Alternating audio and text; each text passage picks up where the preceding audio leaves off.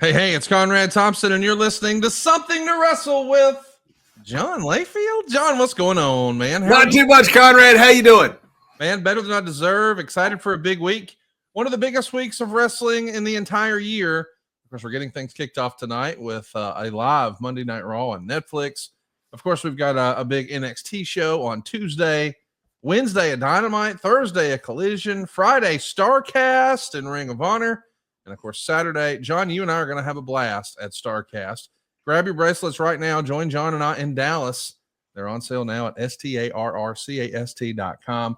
Not only when you grab a bracelet will you get seating for our panels, but in addition to that, you're going to get first access and first dibs for a Hall of Fame lineup. I mean, really, a who's who of professional wrestling will be there on both Friday and Saturday. Not just the stars of today, but how about the legends of yesteryear? How about this panel that John's going to be hosting with Stan Hansen and Kevin Von Erich and Dory Funk Jr., all the Texas legends live and on stage. And we've just announced a Lucha panel as well with the owner of CMLL. Man, this really is the place to be, and it's happening this Friday and Saturday in Arlington, Texas at the Sheraton. Now, I want to remind you, the Ring of Honor pay-per-view is on Saturday night. It's in the same parking lot as our hotel. You don't have to go very far. And on Saturday, how far away are you from the stadium where the big pay-per-view is happening? 2 blocks. So if you've been to a WrestleMania in New Orleans before, this is going to feel similar. You can sort of navigate and walk around and check it out. But it's going to be a who's who this weekend. John, I know this is almost going to be like a class reunion for you. How pumped are you for Dallas? I am absolutely thrilled. I think it was Pete Rose one time. He was talking about being backstage and listening to a bunch of old legends, and I forget who all was there that day that he was talking about it. But Pete Rose had one of the coolest things to say. He said, this is like sitting back if you were in my world and listening to Babe Ruth and Joe DiMaggio and Mickey Mantle. And I thought it's so cool the way he put it. But that's exactly what this panel is. These are our Babe Ruth, Mickey Mantle, Joe D. I mean, this is it for us. You got a Von Erich, you got a Hansen, you got a Funk, you got a Rhodes, all in one single panel. I can't wait for this. I'm fired up. Grab your bracelets right now. I've got some tricks up my sleeve you don't want to miss. That's starcast.com. Grab a bracelet. And hey, we just announced something over the weekend. Maybe it was Friday. Maybe it was Thursday. I forget, but it was right before the holiday, John. If you grab a bracelet, you're automatically entered for what I think is a once-in-a-lifetime opportunity and experience. You're going to be guaranteed an opportunity to upgrade your regular seat into a ringside floor seat. Not only that, but you'll also be able to go backstage after the big pay-per-view. You're going to sit front row at the press conference, and immediately following the pay-per-view, you're going to get a personal meet and greet with Tony Khan. That's something you can't buy. You can't find anywhere else. You don't have to buy a ticket for it. All you got to do is grab a bracelet, come enjoy yourself at StarCast, and one lucky person is going to get a backstage tour after the biggest AEW stadium show in American history. And I think it's a pretty cool opportunity. I hope that you'll join us, make plans to join us. And you even see the black hat hanging off the tee if you're watching with us on YouTube. Yeah, JR is back, and he's going to be doing pro photo ops at an AEW announce desk. That's happening for the first time ever. You could sit next to good old JR and get your picture made with Jim Ross. How cool is that? That's got to be one of the coolest photo ops of all time. Don't you think, John? Oh, 100%. I keep using analogies of other sports, but that's the only thing I can compare it to. I got to be on a tribute one time with Nolan Ryan, and I watched him pitch so many times when I was a kid. I was a big Texas Ranger fan. That's the only thing I can see equivalent to this. But to me, I'm a huge wrestling fan. I grew up watching the Funks, the Von Erich, Stan Hansen. I mean, this is Dusty. This is really cool to be able to go and meet these incredible legends, and not only meet with them, but interact with them. Interact with them in a way that's personal. I mean, this is stuff you'll remember the rest of your life. Come join us. Starcast.com is the place to be. And of course, that night, you and I've never talked about this. Have you ever sat down and had a chance to watch Kenny Omega and Okada in their New Japan trilogy? Have you seen any of those matches before, John? No, I haven't.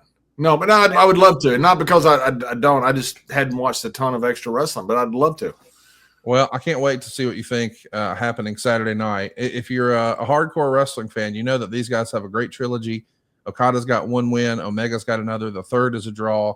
I know as a rule, we don't typically talk about this sort of thing on Something to Wrestle. But this match, I feel like it sort of transcends. So even if you haven't seen it, John, you're at least familiar with it. You've heard of this one. I mean, this is 100%. And I can't wait to watch it.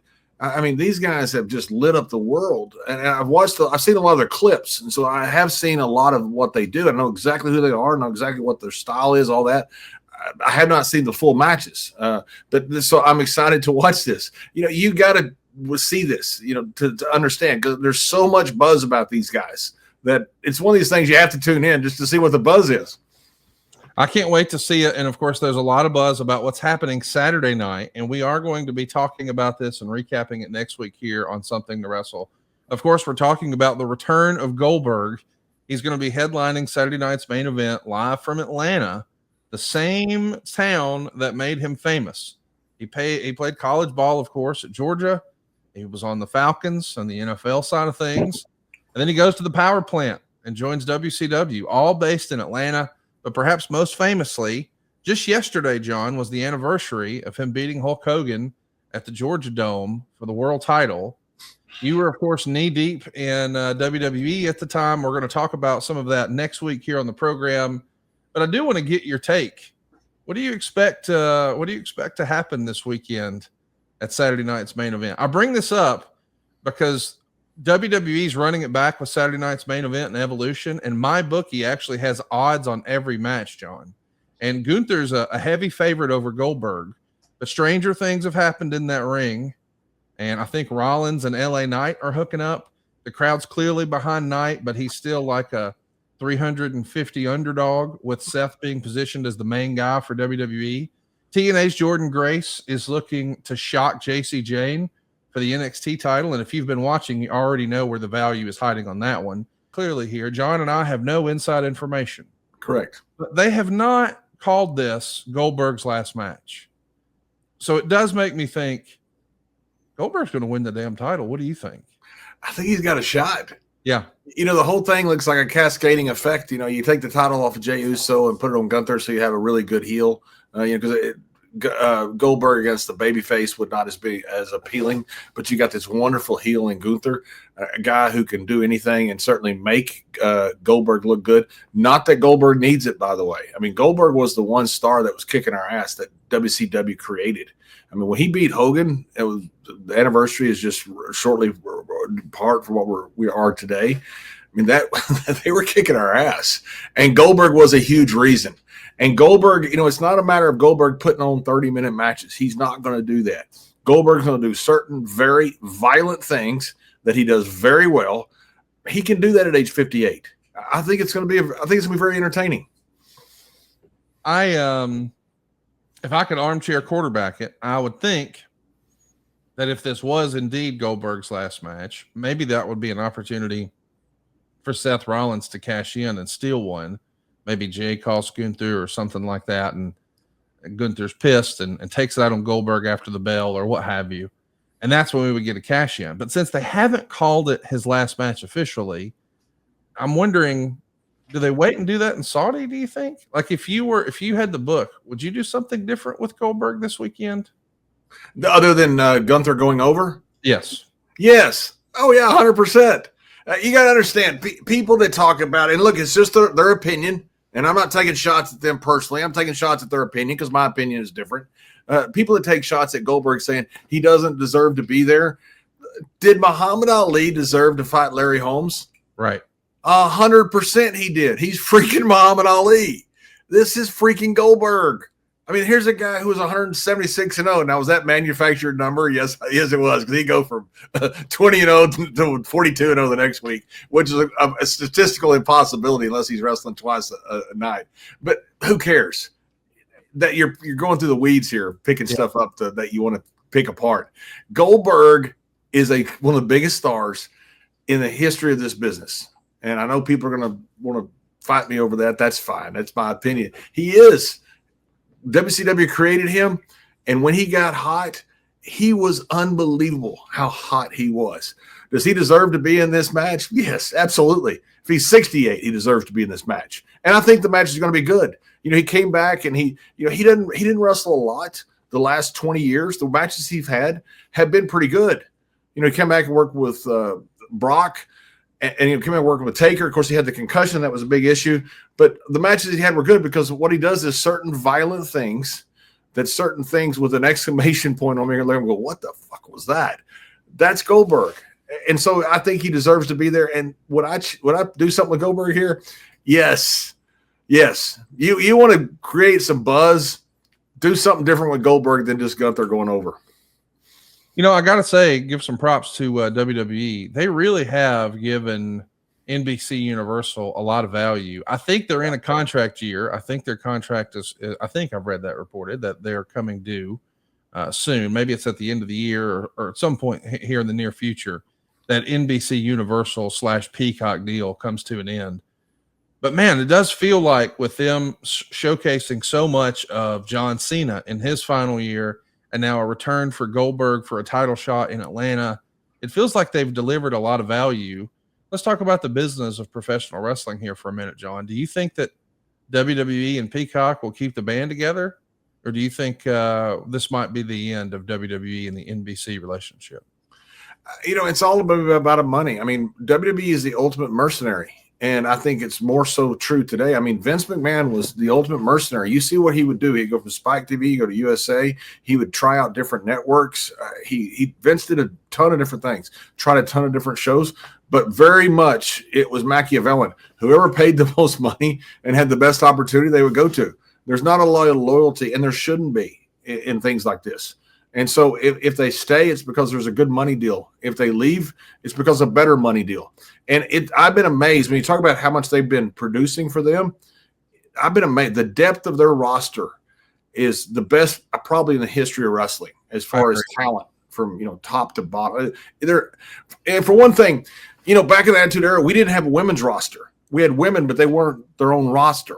And so you have double basically the roster that you had from the Attitude Era, which helps a lot because now women are just as important as men as they should be, and they can headline WrestleManias or anything on their own just as the same as men. They draw based upon attraction of whoever that talent is. And because of that, you've got this incredible deep roster. And WWE has been, I think, absolutely over-delivering. That was an old Vince McMahon mantra, was always under-promise and always over-deliver. And they've been over-delivering with everybody. So if they stay, I think it's because Peacock opened up more of their wallet.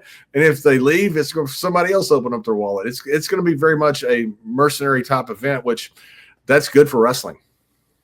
No doubt. I'm all for it. I can't wait to see what happens this weekend. I know that you're a big fan of laying a little money on the line. I know you're going to be using my bookie for WWE action this weekend. But how great is that you can bet on wrestling? I love it so much, dude. I love it. I do want to ask, to use a different sports term, we would sometimes bet in boxing or in the UFC, hey, what round will it finish in? That sort of thing. I think one of the unique things about Goldberg is he was always positioned as Mike Tyson. We had Kevin Sullivan with us a few years ago, Lord rest in peace. But he mentioned that he was really trying to channel Mike Tyson in the way he positioned Goldberg. He had the short black boots, and of course he had the black trunks, and he even wore gloves to the ring. And I think a lot of people thought, well, he's a Stone Cold ripoff. But even with like knocking on the door and seeing that entrance through the back and all of that, it did really feel a lot like Mike Tyson. And I think if you were to ask any boxing fan who lived through peak Mike Tyson, they would tell you they didn't really want to see Mike Tyson fight for 5 or 10 or 12 rounds. They wanted to see Mike Tyson knock somebody out fast. And that's what Goldberg delivered to wrestling fans. And I know in the modern era, John, this current generation of fans and performers, they really prioritize in-ring work and work rate. And you hear buzzwords like that thrown around. Goldberg was an attraction, a Mike Tyson-like attraction. So I'm asking all that to say, if they're really going to give us what we want in Goldberg, how long do you think this match goes Saturday? Is this 2 minutes? Is this 3 minutes? Is it 6 minutes? It's not long, is it? It's not going over 10. Yeah. I'll take the under on 10. I might take the under on 5 from bell to bell. And I certainly would probably take it around. I think it would probably be priced around 6 or 7. I think would be my guess if I'm being the bookie here.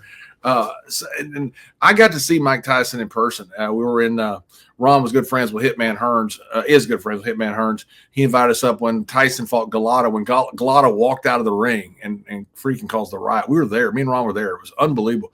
But to see Mike Tyson's entrance, I mean, there's nothing like it. And you don't give a shit if he fights one round. Now, you want to see him throw a few punches because he was so violent, but you didn't care. That man would come out, and it was like a ball of fire. It was like Shawn Michaels would come out, back in the 90s or when he returned. The whole arena would change. You see all these other fighters, really good fighters, but then all of a sudden you see Mike Tyson come out with that towel around that he cut a hole out of it, and no shirt, and those black boots with no socks and black trunks. Man, it just looked like, oh my God, here comes a modern day freaking gladiator. That entrance of Mike Tyson was worth the price of admission anywhere in the world. And anybody who was a boxing fan, and I'm a huge boxing fan, a huge Mike Tyson fan, would tell you the same. Now, there's a few boxing purists go, oh, I'd rather watch a bunch of good middleweights. Yeah, because they're fighting for $100 a fight. Yeah, I wouldn't. I'd rather see Mike Tyson come out in a towel and with a little bit of sweat on him and the place just erupts and then him destroy somebody. That to me is fun. And that's Goldberg. I completely agree that Goldberg is very much a replica of a wrestling version of Mike Tyson. I can't wait to see what happens this weekend. And I got to wonder, you got to think, we saw the last time Goldberg popped up, and maybe that was like 10 years ago. I was under the impression that a lot of that was because his son never really got to see Goldberg. Well, that little boy Gage is now a 19-year-old middle linebacker for Colorado. Like, this is going to be fun to see what happens this weekend. I can't wait for Saturday night's main event. We're going to talk about it next week here on the program. But today our topic is the rise of DX. Before we jump into that, though, I wanted to put a button on something that we talked about last week. We were doing Ask John Anything, and you told a story that was pretty ridiculous about duct taping someone to the ring post. Catch everybody up, because now we've got photographic evidence to share with everyone. Yeah, and it started with Derek Castleman over the T-shirt in the balls with Chimmel. So there's a video out there of Derek Castleman, Pumpkinhead we called him, because he got a big pumpkin head. Good guy, really good guy, and he would do stuff to Tony Chimmel. It was usually came from Gerald Briscoe in his ear. I don't know if this did or not. But this little video got put out that this is what Conrad and John were talking about. It had done as of today 1.3 million views of Pumpkinhead shooting a T-shirt gun into Chimmel's balls as Chimmel's doing something in the ring. It's hilarious, and Chimmel absolutely loses it. It's really funny. So Pumpkinhead, me and Gerald Briscoe had to leave and do something like an appearance or something. I can't remember what it was. And we had been joking around with him earlier, and Derek had said something smart ass about us, just making a real, shot ass, like they better be glad they're gone, something like that. We come back, and first thing everybody did was tell us what Derek had said. And I can't remember what it was. It was pretty shitty, but it was funny. It was meant in humor. So we will get him in a hall. Briscoe's on one end, I'm on the other, and he looks and he goes, "Oh shit." So we grab him and take him to the ring and duct tape him to the ring post. And so there we are actually duct taping. There's me and Mr. Briscoe duct taping him to the ring post. The middle of the day. You can see Teddy Long in the background. They filmed it. This all came from, by the way, from Johnny Photo. Johnny Photo, thank you very much. Love you, Johnny Photo. You are the absolute best. Look at Teddy Long laughing. So we duct taped him. He was fighting pretty hard. We duct taped him to the ring post, but then left him there all day and told everybody, you better not unduct tape him. So he would sit there, and as the guys were practicing, he was shaking with the ring post. And there's Layla putting a cake upon his head. You can see Mr. Briscoe in the background, Kane in the background. I think it's Kevin Fertig back there, Brooke. It was pretty much a company-wide event. There's Mr. Briscoe, very proud of his trophy, like a deer hunter. Deer hunter. There's Stu in the background laughing. Yeah, it was pretty much a company-wide event because everybody knew that we were going to get him when we came back, because he didn't know we hadn't left for the day. He thought we had left. He had a week to get away from us. He didn't know we were coming back, and we got him and duct taped him to the ring post. But hey, I want to say this about two people. For one, Derek was the one that sent us this photo. So Derek's a really cool guy. He's a wonderful friend. He sent us this photo. Johnny Photo was the one that had him on all of his he still has all these photos, and Johnny Photo sent them to us. So thank you. Huge kudos to Johnny Photo. It was another wonderful day at WWE. Apparently Laurinaitis got mad at Briscoe for us doing it, and he's like tried to yell at Briscoe or something, which didn't work out very well. We'll duct tape you and your skateboard to the freaking highway. Well, I will say it's interesting that it was Johnny Ace that threw the flag on that, considering everything we know now. But we'll move on. No shit. Literally, I do want to mention there is, like, when you were telling the story last week, if you recall, when you finished, I said, "Man, isn't it strange that people call you a bully?" But I will say that when you see the photos and everybody's grinning ear to ear, this really is good-natured hijinks. And I think that served as a teachable moment for me, because there have been stories that are out there where they say, "Oh, and then he did this." And the man, when it's said that way, you think, "Man, that just sounds awful. I can't believe they did that." But then you see photos like this, and literally, including the victim who sent you the photos, it's a fun core memory for everyone. So there's two sides of every story, boys and girls. I thought this was the worst thing ever. And knowing that he sent you the photos because this was a funny story, it's a whole new coat of paint here. Hey, is that Barry Windham on the far right there? No, I believe it's that's sure that looks like Barry Windham. You know what? It's Barry Windham. You're right. Yeah. I just looked at it. I saw this huge guy. I thought it was Kane, but no, it's Barry Windham. Yeah, 100%. Now, he wasn't an agent with WWE for very long, right? Right. Yeah, so that's Barry Windham by Mr. Briscoe. Yeah, absolutely. Oh, my God, that's great. And look how Barry is like the seal of approval. Like, he's the agent watching. Of course, Mr. Briscoe is the head agent. I love it. There's Layla putting the cake on his face. Yeah, Derek looks like he's really tortured there. He's just having the worst time ever. But you're right, though. You tell somebody I duct tape somebody to a ring post and let them know, like you're a horrible person. Okay, I am. But when you see it, it's like, oh, okay, I was wrong. But you remember, a lot of times, hazing was a thing when I played football. I'm sure it was when you were football. Guys would get duct taped to the goalpost all the time. Oh, yeah. And we would hear stories of the Steiners doing this to people. And in more recent times, some of that's been villainized. Oh, they used to tie up this referee, or they would tie up this enhancement guy, or whatever. And it's always said like, oh, this is mean and it's bullying and blah, blah, blah. But knowing this is just guys joking around and having a good time, and everybody's in on the gag, including the perceived victim who sent you the photos to share with everybody here on the show. I don't know. It makes me rethink everything that we've been told in wrestling the last few years.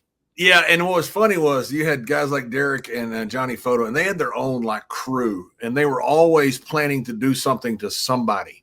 So they would like come to us, or I don't know if they came to us like for advice or like the mechanism to help get it done or something, or approval, which they certainly didn't need. Whatever they came to us for, I don't know, but they would tell us we're going to do this to Chimmel, and we would always like this. That's great. It's wonderful. I think by now everybody who listens to this show knows that I don't ever do a show without having a format. And so we've got something to reference. So Silva, our producer, knows where we're going. He knows what photos to grab and that sort of thing. Well, every now and again, Silva will have to pop in there and add some notes for me. And he posted at the top today, duct tape story revisited. And then underneath, as the explanation, we now have pictures of that historic day. I don't know why, but I hope that one day this winds up on this day in WWE history. Mr. Briscoe and Mr. Layfield. That's just hilarious to me. And the best part was he had the cameraman filming it. This wasn't like done in secret. This was like the whole company was watching it. So if the cameramen are filming it, that means that people in the back of the truck are watching this. They're watching this in the middle of the day. Like, this is really entertaining stuff. Who eventually, Adam Cartwright is with us here live, and he says, who eventually set him free? I don't know how he got free. I don't know if he finally worked his way out. He was there a while because we told him, do not let him out. You're not allowed to let him out. And so, of course, nobody wanted to let him out. They were putting cake on him and stuff, and he's squealing to it. He's having fun. He really was. And I don't know how he got out. I don't know if he eventually worked his own way out or somebody helped him or one of the camera guys helped him. I'm not sure. Let me just freestyle this. Can you imagine, and I know this didn't happen, but let's just pretend it did. Can you imagine if you didn't cut him out before doors opened for fans, and as fans are getting their popcorn and making their way down to their seats, there's a dude just duct taped to the ring post with birthday cake on his head? Like, I want to see that. That's what I want to see. We completely missed the boat. Completely. You're right. That might be the ultimate. We should try to recreate that as a photo op at StarCast. Yes, yes. We'll duct tape the fan that wins the lottery or something and leave them there for the fans coming into the arena. I don't mean to give a spoiler, but I'm going to have an AEW ring set up in the lobby of the hotel. So there will be a ring post there. Just Outstanding. Hypothetically, if you feel froggy on Saturday, now we know what we can recreate. All right, boys and girls, speaking of hijinks, that's what we're talking about today. The rise of DX is our topic today here on Something to Wrestle. And of course, I guess DX was really born out of the Clique, or at least that's the way fans perceive it. Now, we've always been under the impression that the main players in the Clique were Shawn Michaels and Triple H and Sean Waltman and Razor Ramon and Diesel. Now, of course, there were other folks involved. I think Aldo Montoya was an honorary member. Jeff Jarrett considers himself an honorary member. But these guys, by and large, are working the top of the WWF card for the mid-90s. And for several months of 94 and almost all of 95, they're really featured as a big part of the new generation. And outside of the ring, they become known as the Clique. This is never really officially acknowledged on WWE programming. Of course, Shawn Michaels would start to refer to his group of fans as the Clique. But by early 96, we know that Scott Hall and Kevin Nash are on their way out. So the real life Clique is going to be breaking up. But when was the first time you remember hearing about the Clique? Was that a thing in the locker room, or was that something that the newsletters talked about? No, it was a thing in the locker room, but it wasn't a matter of, there wasn't a lot of contentiousness in the locker room. There were people that didn't like each other. You know, Sean and Brett had a disagreement. That was more over who was going to be the top guy in the company that fit, and that overflowed into, I think, personal animosity, I believe, at the time. I think both those guys would say that. And there was some, obviously, some different personality problems. You know, when business is bad, personality problems really manifest themselves because you're not making money. And when I got there, we weren't making money. And so you had a few personality issues, but it wasn't like we hate those guys. You had several cliques. You know, you had the Samoan guys, you had the Canadians, you had the BSK, you had the Clique. So it wasn't like it was this group is – they just hung out together, you know, because we didn't have internet and we didn't have social media. We didn't have cell phones or anything. So guys hung out together. So guys invariably hung out in groups. You know, because that's who they were used to. You know, like, for instance, you know, the Hearts and the Canadians, they had more in common than, say, the BSK. You know, so the BSK would hold out together, the Canadian group would hang out together, but there wasn't a lot of contentiousness between. I think that's been, over time, people have rewritten that into history of, oh, there was all this problem in the locker room. I was in the locker room. There wasn't problems in the locker room. It's just guys just hung out together. But when we went overseas or went in groups, you would see all the groups intermingling. It wasn't like this is our treehouse, you're not allowed in it. It wasn't like that. It was just a group of guys that had more commonality with each other and would ride together. Do you think some of the perception of the Clique was shaped by shoot interviews? I ask that respectfully because I know a guy like Shane Douglas, who I think a lot of, huge Shane Douglas fan, one of my favorite ECW characters. I know he would do interviews, and he was never super complimentary about the Clique. So I wanted to know from your perspective, you know, what influence as far as the way fans viewed it as these guys are manipulating and they're trying to take over and they're not good guys, and whatever sort of negative connotation that the Clique brought about. Was it born out of shoot interviews, and how much of that was real, true, authentic feelings, and how much of that was guys just sort of working? I know that sounds silly, but believe it or not, guys, a shoot interview is not always a shoot interview. Sometimes they're angling for a program. I know that sounds silly. We're almost like the inception of wrestling here. It's the story within a story within a story. But do you think shoot interviews and newsletters and all of that really sort of built this aura around the Clique, don't you think? Yeah, and it's about who has the microphone that kind of molds the narrative. You know, Shane Douglas, I mentioned personality conflicts. That was one of them. I wasn't there for the Shane Douglas. Shane already left, and I've known Shane, I guess, fairly well now, I guess I could say, and I think we're friends. And certainly have no bad feelings towards Shane. In fact, very good feelings towards Shane. And I think, but the personality conflict that you had between Shane and the guys in the Clique, I think was legit. And so there were some personal feelings that were not good feelings going back and forth, from what I understand, because I got there shortly after. So I heard all the stories, you know, about, you know, what all happened. And sometimes those things just happen. You interview Bret Hart about Goldberg, you'll think he's the worst human being on the planet because they have a personality issue. And I'm not going to get into that, who's right or who's wrong, but whoever has the microphone kind of molds the narrative. And you're right, guys who do shoot interviews, I listen to so many shoot interviews, and one thing Mr. Briscoe and I always try to do is be honest and completely honest. We misremember sometimes because it was 30 years ago, and we had thousands of shows, and it didn't really matter to us if it was Cleveland or Detroit or LA. That stuff didn't matter to us. So we get dates wrong and sometimes people wrong. That's not on purpose. I think sometimes a lot of guys, they weren't used to being fact checked, especially back when you first started shoot interviews. I'm not talking about Shane Douglas. I'm not talking about anybody in particular. They're not used to being fact checked.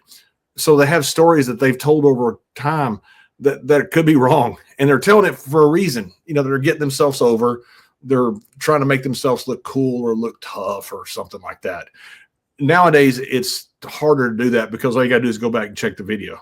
But back then, you couldn't. You look at politicians, when they first started quit having to lie, it was right around the Clinton era. So before the Clinton era, and I'm not talking about the Clintons in particular about lying or not lying. All politicians lie. They're all douchebags. But they would be able to say one thing in one town and one thing in a different town, completely different because they're doing to a different audience. That's what politicians did. They just lied to whoever they're talking in front of. Well, then the internet changed it. Now all of a sudden you can't say something in one town because they'll take the sound bite and they'll play it in the next town. So you had politicians start getting fact checked. Wrestlers didn't either. No one did. Because you didn't have all the internet, you didn't have YouTube, you didn't have ways to check people. So people would just make up shit on shoot interviews and say whatever they wanted, make themselves look cool, make themselves look tough. They never did it to make themselves not look tough. They never lied the other way. So it's pretty much that it was it self-serving? Yeah, I think you can look at what they did and why they did it and pretty much say that it was self-serving. Let's talk a little bit about, I can't believe this is real, the curtain call. It doesn't feel like it should have been controversial with the benefit of hindsight. It's a house show. I think everybody listening to this knows it was the farewell show, if you will, for the Diesel character and the Razor Ramon character in the WWF. It went down in Madison Square Garden on May 19th, 1996. As a reminder, Razor Ramon's a good guy. Diesel's a bad guy. Triple H or Hunter Hearst Helmsley is a bad guy. Shawn Michaels is a good guy. So now you've got good guys and bad guys raising each other's hands, hugging, celebrating, saying farewell. And Kevin Nash actually went on his podcast. Click this, check that out. Said, we had talked to Vince about doing this, not to the extent it ended up being, but we always took things a little further than Vince expected us to. We talked about it, doing it as a tribute to our buddies that were leaving. While on the one hand, these are the guys going to the other place to do battle with us. On the other hand, those guys are our family. We came back through the curtain, and Vince said it was great, but it wasn't for everybody. So Vince had to do something about it, and the next day we were told we killed the business. Now, that's certainly the narrative that's out there, that this was approved and everything was fine, but when other people were upset, Vince had to respond. What do you remember about the curtain call, and how do you remember the locker room feeling about the curtain call? Yeah, I wasn't there. I've heard in a podcast that I was there and upset about it, but I wasn't there and I wasn't upset about it. So neither are true. And I think the person that said the podcast had misremembered because there's no reason for him to put me there for any nefarious reason. It just a person, I was at nearly all the shows, but I was booked on a different show at the time. I believe a different show, or else I just wasn't booked that night. I talked to Jerry Briscoe a lot about it. Briscoe was furious, and he went to Kevin Nash right after it. And Nash is the first one that told Jerry Briscoe, hey, the old man approved it. And so Jerry went to Vince and said, what in the hell have you done? And because Jerry was very upset about it. And Vince said, well, I did okay. It wasn't quite what I okayed. He got a little bit more than what I thought. And that night they always went to Smith and Walensky's. That was Vince's favorite steakhouse. Yep. And Briscoe refused to get in the car with Vince. Vince goes, "You gonna get in the car?" And Jerry cut a hell of a promo on him, and wouldn't get in the car with him. And went back to his hotel and flew home. Jerry was pretty upset about it because Vince had approved it. Not at Kevin, because Vince had said it was okay. Jerry was mad at Vince, and so the boys, there was mixed feelings. my thought always was, see what happens. If we go to the Garden the next time and it's in half, then yeah, these guys did the wrong thing and gonna be mad at them.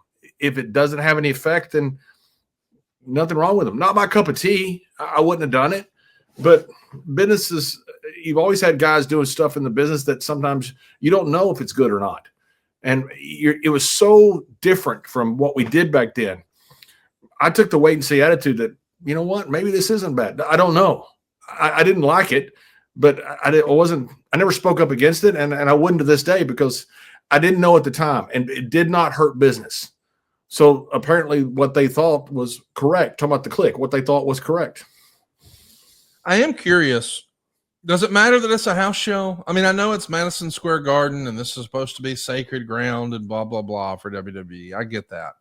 But at the end of the day, it's not like it was broadcast. So it's not like they embarrassed the company globally. I don't know. It feels like with the benefit of hindsight, it shouldn't have been that big a deal. We did stuff in house shows all the time. And yes. we broke kayfabe. We did all kinds of crazy stuff in house because we were just having fun.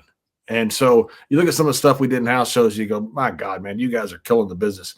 We'd never do that on TV. And these guys didn't do it on TV. So, yeah, does it make a difference if it was a house show? 100%. I mean, I think these guys knew what they were doing, and it was a big deal to them. They knew it was not TV. And, to this day, I don't see much wrong with it. Is it my cup of tea? No. I'm a huge kayfabe guy, and I wouldn't do something like that just because of my belief in kayfabe. But I don't have a problem with them doing it. And business didn't go down.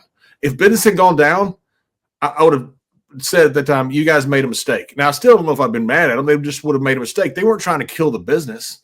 They were doing something with their friends. It was something that, if you're out there trying to kill the business as you're leaving the territory, but you had two guys staying in the territory. They weren't trying to kill it. They were just trying to have a good time with their friends.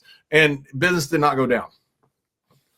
Hey, I do want to ask a little bit about house shows and the difference between house shows and television, because I do feel like, I have to be honest, I had more fun at house shows than I did at TV tapings. And I know that there's a large portion of our audience who didn't enjoy going to house shows. They wanted to go to the live television event because they wanted to see something happen, something to advance the storyline, something of consequence. But as far as just in a vacuum, what show did I enjoy more? I always enjoyed the house show more because they're playing to you, the crowd, more rather than playing to the hard camera. And one of the things I've noticed, and I feel like this is by design, is that the house show approach was a little more loose and a little more comedic and a little more fun. Like I've seen house shows where, in the middle of a match, there would be a dance off and a referee may get involved or things like that. And we've heard Edge and Christian doing the red nose bit, or someone trying to gag the Undertaker with cucumbers, or Owen Hart selling popcorn, or the Worm, I believe, was created on a house show. And I know with me and Ron. Yeah. So there's lots of fun stuff that just is born out of a house show. Was that a WWE edict? Like, does that come top down? Hey, we want the house show to be more fun, more family friendly, more comedic. That's a great question because it wasn't an official edict, but it was an edict. They wanted you to have fun at house shows. They wanted you to try stuff. That was the whole idea. That they didn't want you going out there and having the same match from night after night after night. And for one, Lanza will get bored and probably quit watching you and quit giving you any type of decent reports back to Vince. But two, they wanted you to try different stuff. I watched a match one time with Stone Cold and Kurt Angle. You got to ask Kurt about this sometime. I don't even remember where it was. And they did like 30 false finishes. So Steve's calling the match. Obviously, he's the heel. He's the older guy, and he has Kurt hit him with his finish, and you could tell Kurt doesn't know what he's doing. 1-2, Steve kicks out. Steve stuns him. 1-2, Steve pulled up his shoulder. Then they start going through just a series of finishes. It was one of the most entertaining things I've ever seen. The boys in the back are rolling. I mean, we're beside ourselves. We're laughing so hard. It was one of the most fun, entertaining matches I've ever seen, and the crowd got it. The crowd was out there just watching this. They had no idea what they're going to do next. I don't think Steve had any idea what he's going to do next. Kurt had no idea what was going on. It was one of the most entertaining things I've ever seen. You couldn't do that on TV, but do it in a house show, it's just fun. And so, yeah, there was this thing. And when they came back, Lanza was just beside himself how great it was. It's just fun. And so, yeah, the edict was there, but I don't think it was an official edict of have fun at the house shows. Alex is with us here live, and he says, if the guy in the crowd wasn't filming the curtain call, would it have been as big of an issue? I mean, I don't think at the time anybody even knew it was filmed. Yeah. But is that the first time you remember seeing WWE embrace fan cam footage? Because as a reminder, that was a big no-no. You were not supposed to be recording these events, and guys would sneak cameras in and record house shows. And I used to be a tape trader, and I remember snagging some of those. You could see matches that you were never supposed to see because fans were literally sneaking camcorders in. Now that feels like time from a bygone era, but it was actually born out of people shooting movies in a theater, and they became bootleg movies that you could buy on the street. So you wouldn't have to go to the movie theater. You could actually watch it at home. Yes, that really was an industry before you could just get, leaked stuff off a message board or something, or a news group or something like that. But do you remember WWE ever embracing sort of bootleg fan cam footage ever before? I think this might be the only one.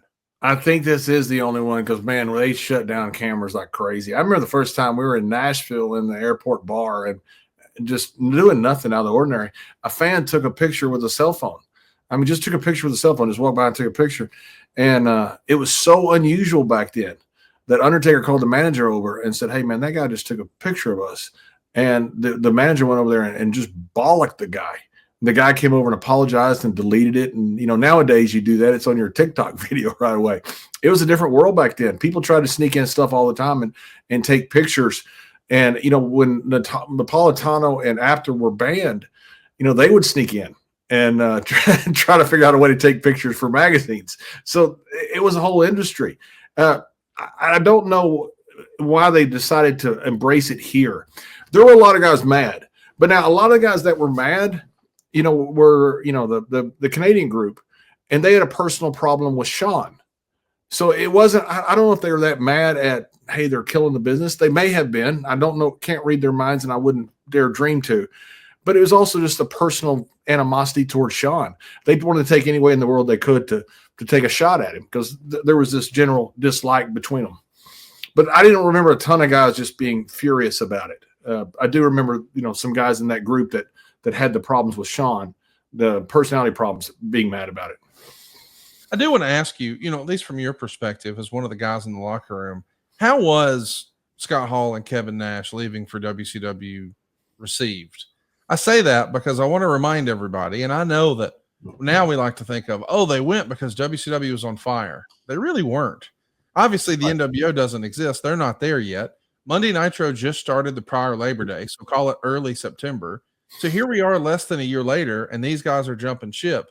And for years and years and years, respectfully, most everyone who was in WCW's dream was to get to the WWF. These guys had both been there before as the Diamond Stud and Vinny Vegas and Oz and a handful of other things. Well, now they've enjoyed great success with Vince as Intercontinental Champion, as World Champion. They've main evented a lot of pay-per-views and done really well in the wrestling business, probably exceeded their own expectations. Is it just the lure of the guaranteed contract? Were they frustrated with their payoffs in the locker room? I'm just wondering, did the boys think, hey, you're making a mistake? No, I don't think they did. Vince had a finite amount of money, and he paid Brett a fortune because, I'm not sure Vince knew what to do. He knew he needed to lock in his top stars, and Brett was our top star. And so he locked in Brett, but there wasn't a ton of extra money. And so, listen to the stories that Kevin and Scott have told. They've went to Vince and realized there was a ceiling there of where they're going to be monetarily and how far they're going to go. And, as far as their push and everything, obviously Kevin was a really long reigning champion, but, where do you go from there? You're going to be champion again, but the money was a limit. And so I think we knew they went there because deep pockets of Ted Turner. And we certainly had no problem with that. They fulfilled their obligation. It was really cool what they did. And I got a lot of respect for Kevin and Scott when they went to Europe, because Europe was the only place we're making money, decent money, most of the boys. And they were booked in Europe. If they hadn't gone, they'd have really burned nearly, because we were working nearly every major city in Germany. They'd have burned the entire country. if they hadn't gone, and they went because it was the right thing to do. So I got a lot of respect for how they finished up, and they finished up the right way. They didn't just say, "Hey, we're leaving. We're not putting anybody over, and we're leaving." Vince took pretty good care of them as far as finishes and things, but they left the right way. What do you remember of that international tour? The one I'm asking about is the one right after WrestleMania 12. So this would have been before the curtain call. Of course, the curtain call is it. They're out after that. Mm-hmm. But that international tour, which showed them, all over Europe, allegedly the guys were not following any of the WWE policies or rules and really pissing off the agents because they understood, hey, we're leaving. We've put in our notice. What are they going to do? Punish us? They're going to do whatever they're going to do either way. And allegedly, these guys maybe had a little too much fun on that tour. Do you remember them giving heartburn to the agents in that regard? No, I don't. And I was there. I was on the bus every day. I sat by Gerald Briscoe, and he was the agent. I think what that came from was the thing that happened with with Sonny. Sonny got mad because Scott and Kevin were late for the bus one morning, and she came in and told George Steele right in front of everybody, hey, I missed my tanning. I missed my workout, all because Scott and Kevin went to the bar and had drinks last night. And we're sitting there. The thing about it was, when we're on a 20-something day international tour, we don't care if you're late for the bus. We can wait on the bus, or we can go and wait in the hotel room where we're going to end up in 4 hours. It didn't really matter to us if guys were late. So what? We're waiting somewhere anyway. And if they're late one day, you could possibly be late the next. And you don't want, things happen. Shit happens. It's not a big deal. To me, nothing was a big deal. I don't think they were. I completely disagree with that narrative. 100% disagree with it. I was there that whole tour, and I sat by Gerald Briscoe and played cards most of the time. He was my buddy that I hung out with, and he was the lead agent. There was no issue with Scott and Kevin, none. Well, one of the things I wanted to ask about, because you mentioned Sonny, this isn't the trip where she had some shitty food, is it? I think it was, yeah. Yeah, I'm pretty sure it was. I'm pretty sure it was, yeah, because it was the only international tour I was on with. I guess Scott and Kevin were there, right? When that happened. Yeah, and it came out because she stooged them. And then all of a sudden something happened. And you got to understand the creativity of this. So you got to admire this a little bit. And people are going to think I'm a horrible person for saying this, but you used to get the food and you'd put on the top of the label what you wanted. So you'd want steak and potatoes, you'd want chips or something, and then you'd put it in on a top, and then they would pack it and then put the label on top of it. Your name would be on it with all the stuff that you requested on it, and it would be sealed by that top that had the description of what food you wanted. So apparently Sonny wanted pasta. So apparently underneath their pasta, there was a gift. And so that's where, Sonny apparently got back into her room and was cutting into it. And all of a sudden, like, this food tastes like shit. Hey, Conrad, I'm very interested about this. So you heard something different about the European tour. What did you hear? Well, basically what you were laying out about Scott Hall and Kevin Nash, and that, they missed the bus. Like if they had a time, or, hey, you can't do this on the bus, or, hey, we need you at that time. It's like, we'll get there when we get there. Now, that's not that big of a deal. But of course, I'm sure someone who has sour grapes about their position in the card, their pay, whatever it is, somebody from the outside looking in is going to say, well, that's not fair. Hey, they're leaving. If you want to quit, you can do the same. Like, it just feels like, what are we talking about? Like, you just don't like them. Just say that. That's okay. Right. And that's what it was. And the only person that really bitched the whole tour was Sonny.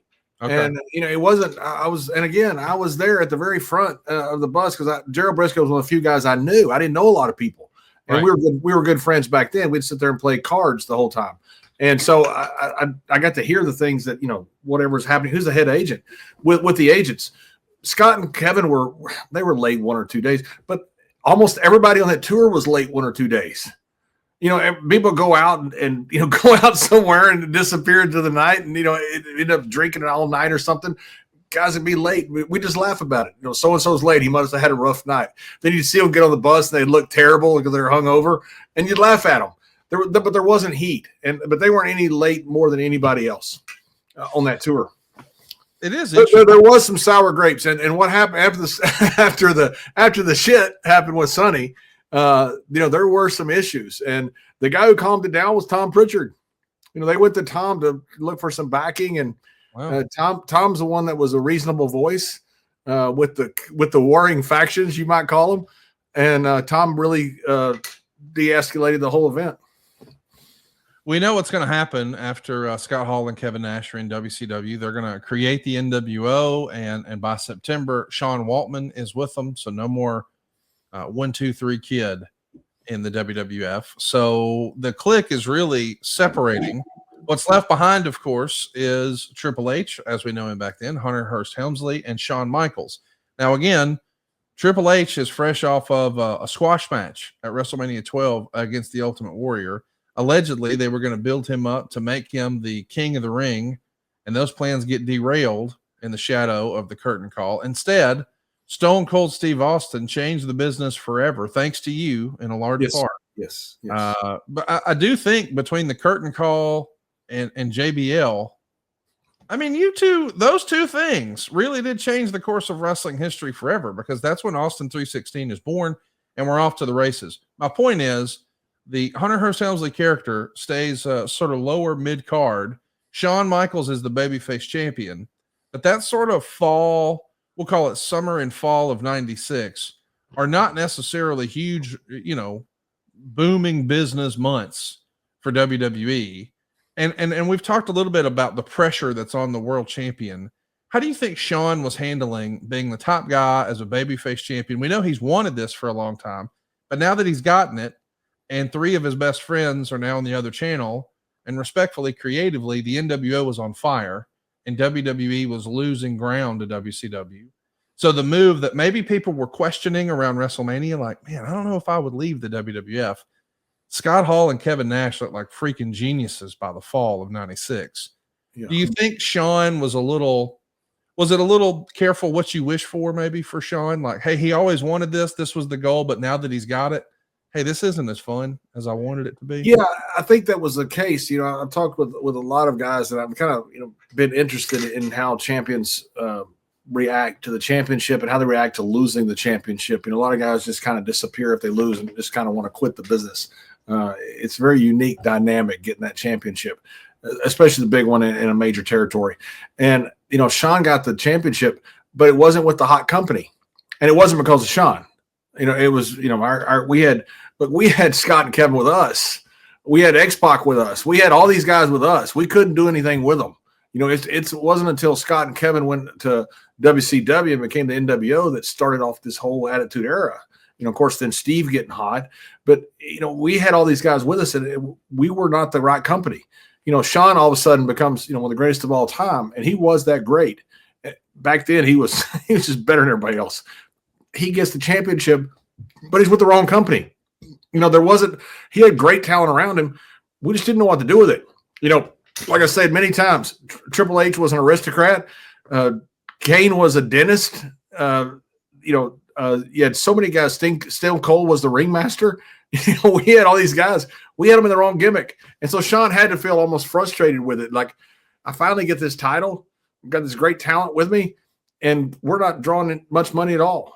And it certainly wasn't his fault. Shawn later, has drawn a ton of money, but he had to feel a little bit like, man, of all times for me to get it, now is when I got it.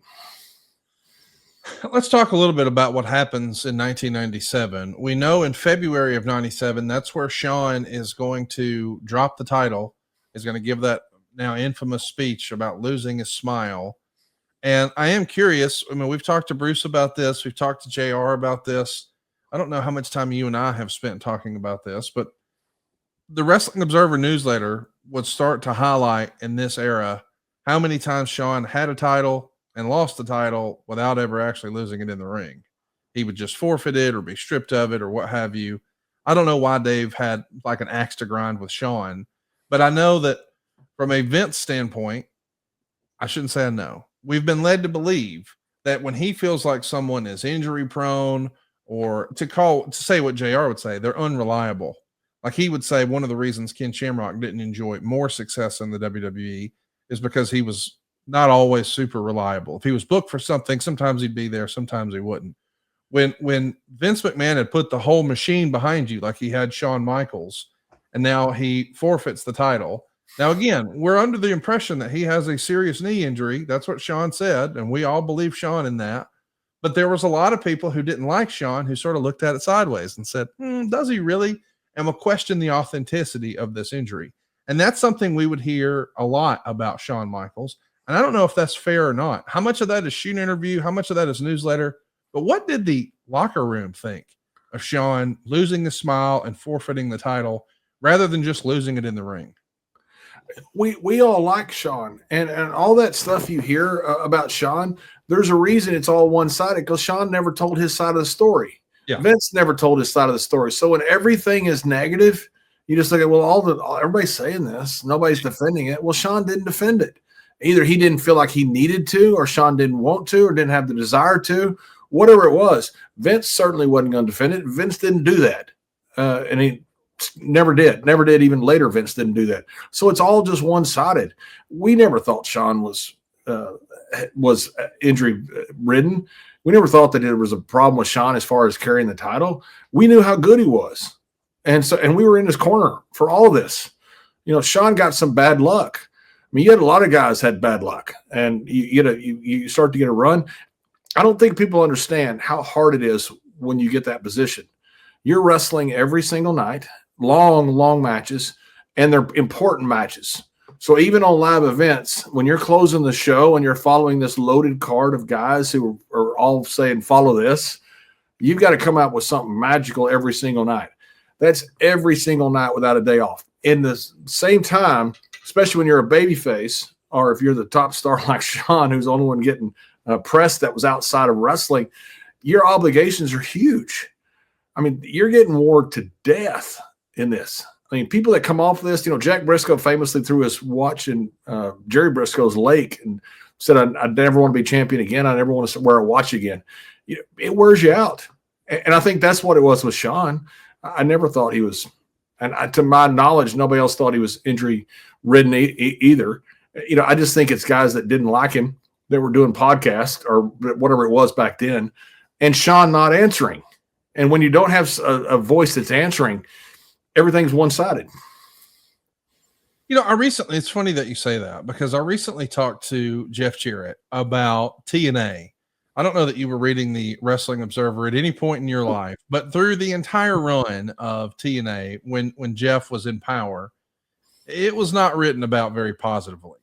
And I asked Jeff, in hindsight, do you wish you would have co-opted the media a little more? Because I think a lot of the negativity that fans sort of ate up online and in the newsletter, maybe some of that narrative could have been shaped a little differently had he just picked up the phone and called Dave Meltzer.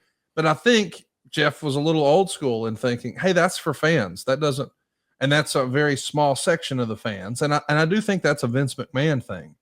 And I'm wondering, are you from that same school? Because all this negativity was out here about Shawn Michaels, and he never responded to it. And that's fair. But I know that when people have been critical of you online, you too never really responded to it. Is that just the Vince McMahon media training, if you will? Yeah, 100%. And you look like a douche. Yeah. I mean, you look like a douche trying to come out and explain your way out of it. You're supposed to be this big, tough guy, especially if you're a heel. You're supposed to be this big, rough, tough guy, and all of a sudden you're now defending yourself on the internet of, hey, I'm really a good guy. I've really got a lot of friends. Look at me. I do this stuff for kids, and look at me. I'm really not that bad a guy. And you just look like a douche. I mean, you look like that's not a star. That's a guy begging for approval. And a lot of it with Meltzer, we would feed Meltzer some false information often. They did it through Howard Finkel. You'd feed Finkel, and Finkel didn't always know it was false. And then Finkel would stooge to Meltzer, and sometimes he did, And so we use Meltzer in some ways as far as trying to feed him false information. And so now all of a sudden, if you're dealing with him, I mean, you're almost dealing with the guy that is we felt like was doing something contrary to our company's goodwill, is what we thought. And so we wouldn't deal with him. Whether nowadays he's kind of viewed as a reporter, and I understand that, but back then he was viewed as a guy that was against us, and we were against him. Let's talk a little bit about what happens when Shawn forfeits the title. To use a sports analogy, when injuries happen, that creates an opportunity for the rest of the roster. There is what's known in sports as a depth chart. Hey, here's your starting lineup, and now here's your second string, and here's your third string. And not necessarily that we're saying that the wrestlers were positioned that way, but I am saying, to use an acting term, if you do have a leading man go down, well, you need someone else in that role. So you're going to bring maybe a supporting cast member and you're going to make them the leading man. So either way, there's an opportunity for someone to move up. What we decide to do is take the Final Four pay-per-view, which was originally designed to sort of put a button on what happened at the Royal Rumble with the Final Four participants deciding who the true winner should be. Since technically Austin was eliminated, but snuck back in and stole the win. So the stakes change in just a couple of days for Final Four. And instead of the winner getting a shot at WrestleMania, now the winner of Final Four is going to be the champion.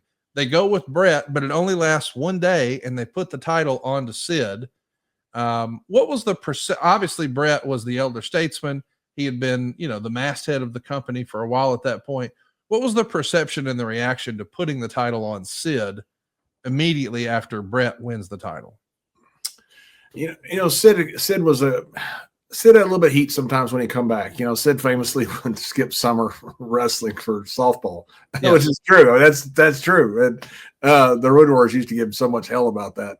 And so Sid would come in, but I think we thought, and Sid was a good guy, a good guy, and his presence walking to the ring was just amazing. His presence in the ring. He wasn't a good worker, but he's a good worker in a different way. His presence was freaking amazing, and the look that he had was something you can't replicate. I mean, Vince at one point wanted him to take over for Hogan.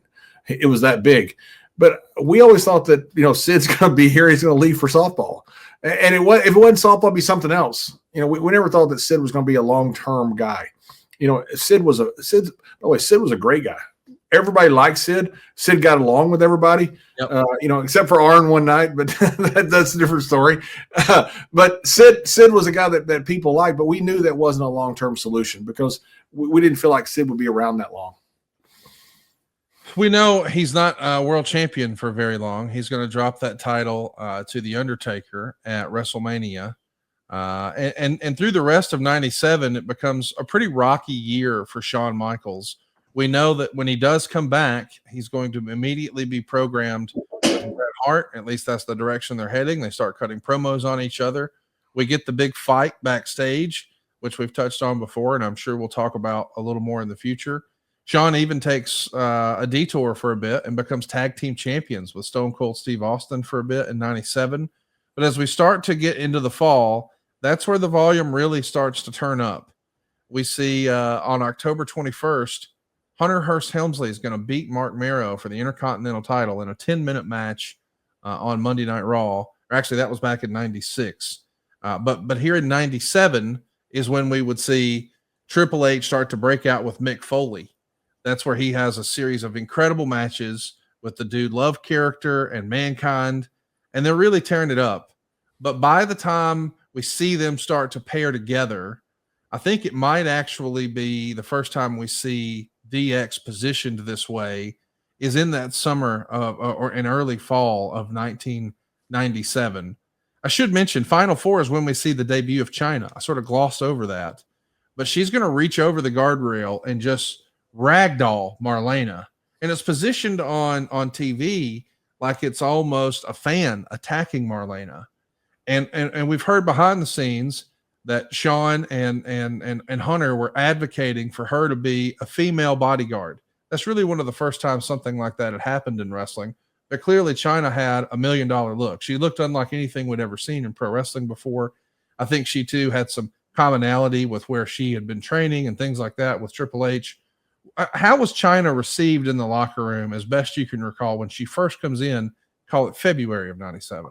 We've always had some badass women in the business. I mean, Medusa was badass. Beautiful girl. It's just a beautiful lady, still is. But we never had anybody that looked like a freaking Amazon, man. I mean, Chyna just looked, to this day, you don't have anybody that's looked like Chyna. It was unreal when she came. We thought it was great. And we thought, we don't know where we're going with this. But it was so unique to have someone like that, I mean, here's your gladiator that is a woman and looks like a freaking, something like she just walked off a pedestal in Greece. But she looked like a freaking Greek god. And she's huge. we thought it was terrific.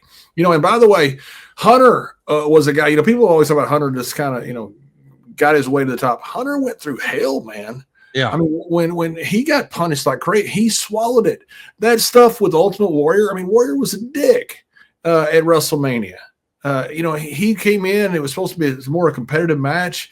He wanted to kick out of Hunter's finish. He wanted to do all this stuff. He just wanted to be Warrior and squash him. Hunter disagreed. Hunter didn't gripe, didn't say a word, went out there and did business exactly like Vince and Warrior had agreed to. Vince, is famous to just get the match in the ring. And that's what Hunter did. Then when Hunter got punished, he swallowed it. He didn't say a word. He just went out there and got beat, didn't say a word. Kept trying to figure out a way to get back. And, he famously could have quit. And he probably could have gone to WCW. Vince probably would have let him out of his contract. Hunter didn't. I got a lot of respect for what Hunter did. And then he comes up with this idea of China.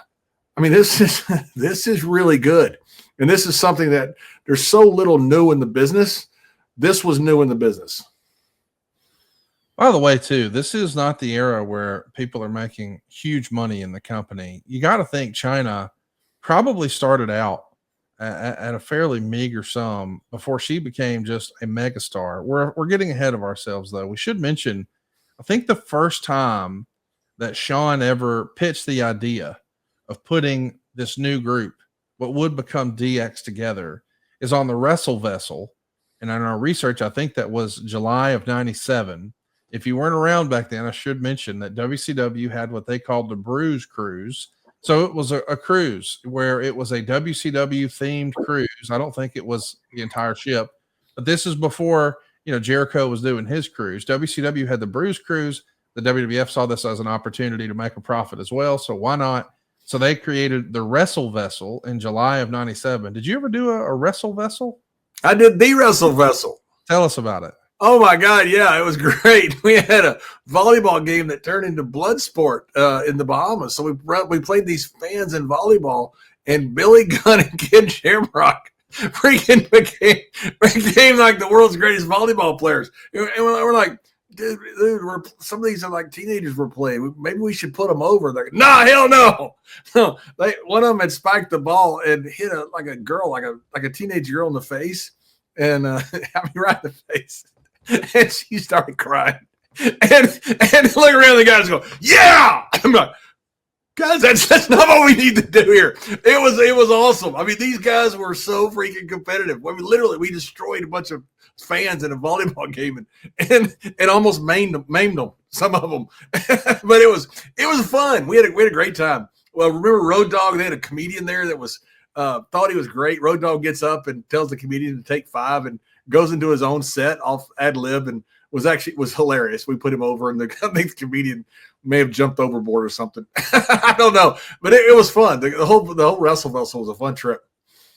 Well, allegedly, this is where Sean first approaches Triple H as Triple H and says, hey, man, what if we did something together? And again, remember now, Sean is still technically a baby face. He's not yet full-blown heel.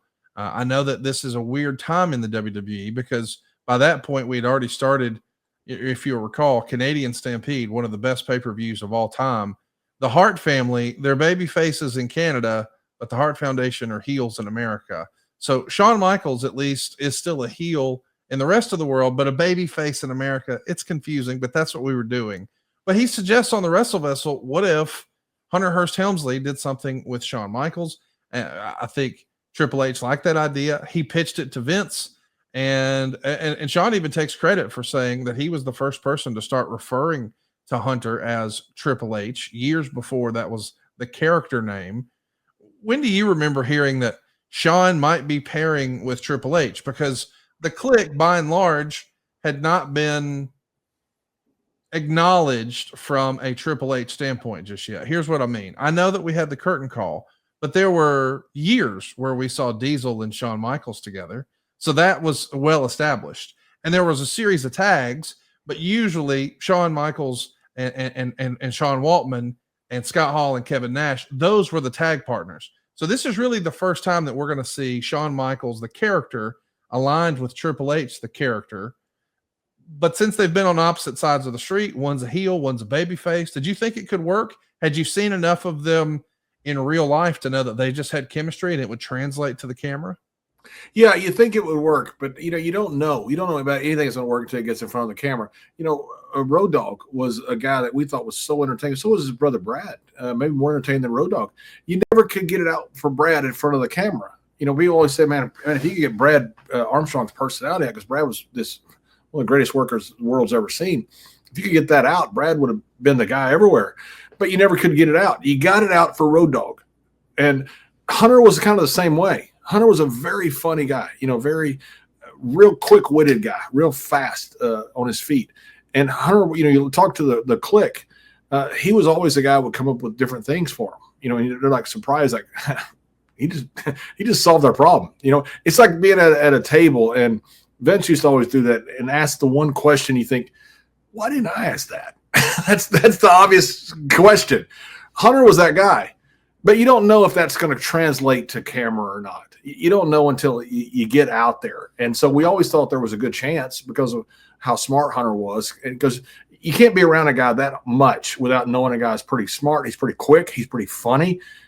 Guys that are funny are smart guys. Road Dogg's a very smart guy. He does a great work with WWE with scripting out the angles and storylines and all the creative stuff. But you don't know if that's going to translate to on camera. So we all thought it could work. We didn't know if it would work. Let's talk a little bit about Rick Rude here for a minute. We know that he's going to become a big part of the presentation. Rick Rude hadn't been with the WWF since 1990.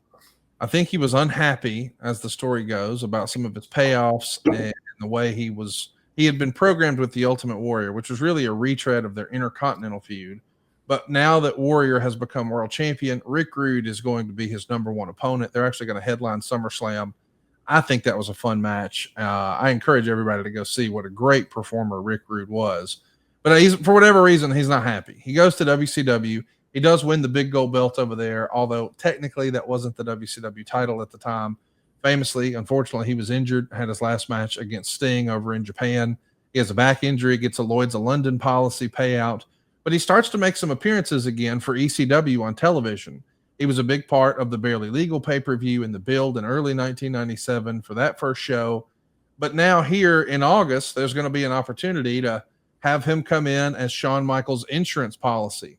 So as a reminder, around July of 1997, that's where we see the Wrestle Vessel. And on August 11th, on Monday Night Raw, during Shawn Michaels' match with Mankind, Hunter and Chyna are both going to interfere, playing off of Helmsley's recent feud with Mankind. So that explains why he's there. But towards the end of the match, Rick Rude returns and reveals himself to be Shawn Michaels' insurance policy, and he's going to help Shawn win the match by attacking Mankind with a chair.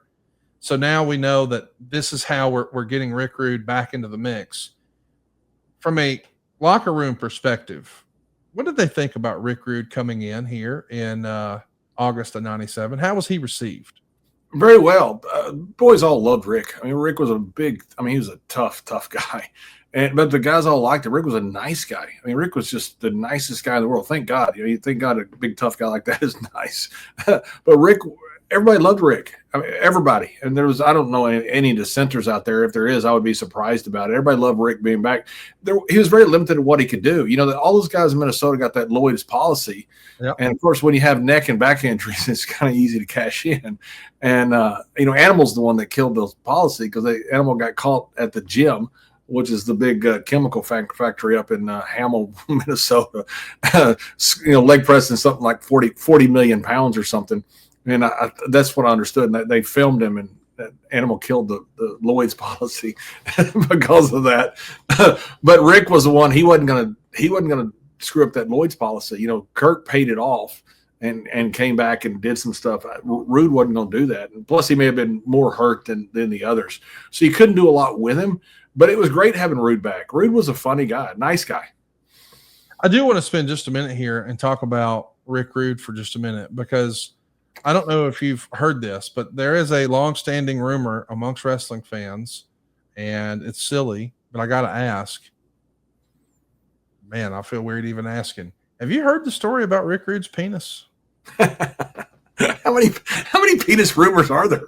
There's a lot of penis rumors in wrestling, but allegedly, as the story goes, he was injecting, I think it's called Caverject. Oh, I've heard this. Yes, I don't know if it's true or not. I have no idea. You have heard that story. Yes, 100. Oh yeah, 100%. So tell me the rumor, because I heard this. He injected it at one point. He injected like too much, as all wrestlers do, and couldn't get it to go down. Is that the story you heard? Yes, he was injecting himself with. I don't think this is Viagra in this era. I think in the adult film industry, guys would give themselves an injection to make them Superman, and I think it was called Caverject. I'm probably saying it wrong, but John Nord was quoted as saying, "Rick had that. I guess you would call it demon. He just wanted to get kinky as hell and get numb, and then he would actually shoot it in his pecker. Well, 1 out of 1,000,000 guys will do that. That's just very rare. That's the extreme of the extreme." And Bruce actually had a conversation with Rick Rude's widow, Michelle, shortly after his death. And Bruce said, "A lot of rumor and innuendo. I spoke with Rick's wife the day after she found him, and she indicated that prescription bottles and just the fear that due to injuries, I guess he'd been in an automobile accident recently, that he may have just overdone it and it was an accidental overdose." But this whole narrative that I guess he had injected it enough that maybe it created a problem and maybe he couldn't deal with that. I don't know, but you've heard a version of that story.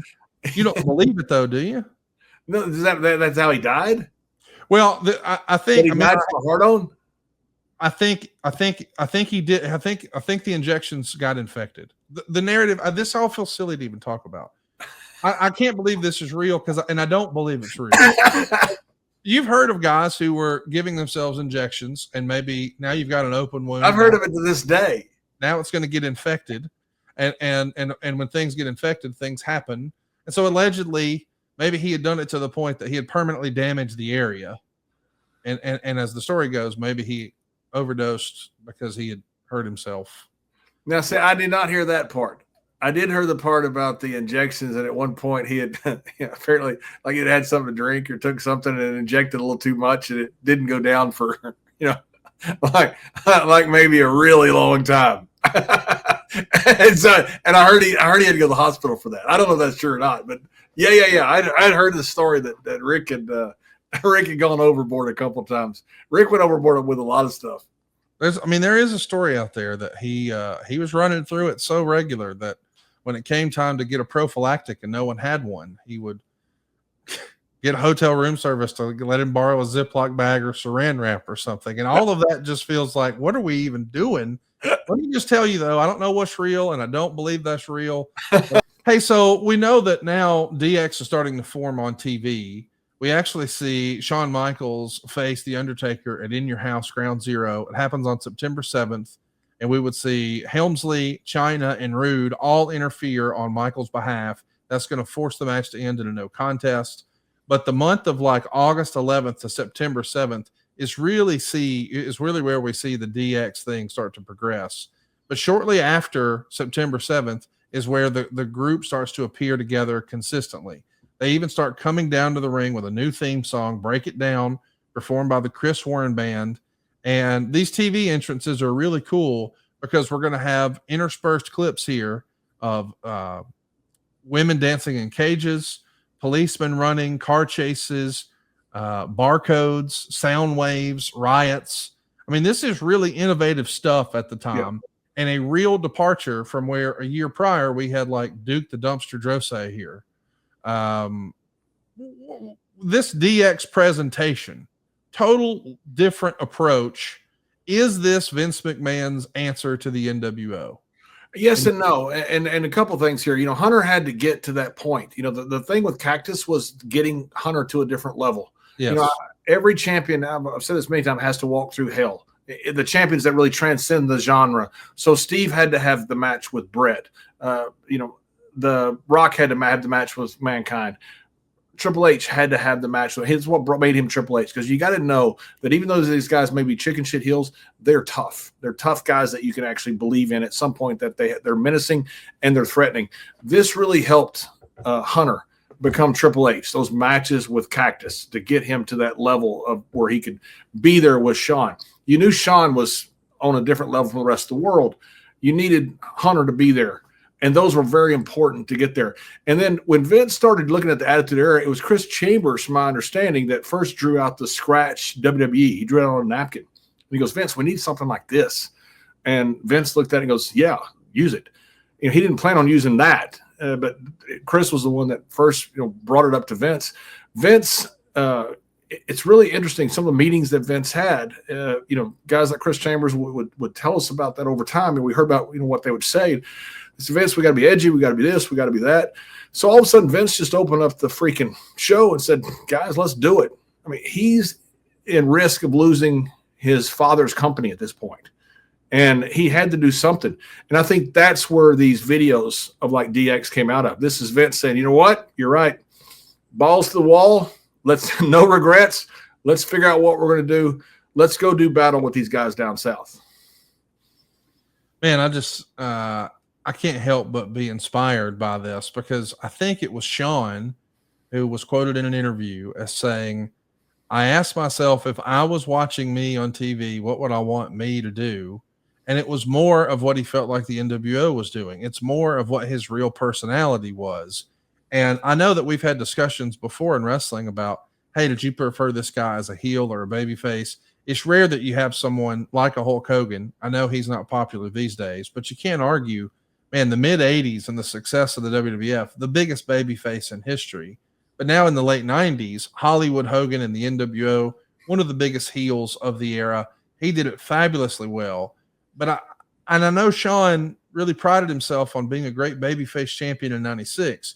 But heel Sean in 97 is probably more of his natural character in real life, which is probably why it resonated with us so well, right? Oh, my God, 100%. Conrad, you know how it is when you and I and Stud Muffin and Gerald Briscoe get on a text thread. It's just a bunch of smartasses and guys taking a shot at each other. Some of the funniest shit I do during the day is get texts from you guys. When you have guys that are just dudes, they're just regular guys, and they're pretty sharp guys, they're biting in what they do. They're sarcastic in what they do. They're smartasses in what they do. Sean is a guy, just a guy. So is Hunter.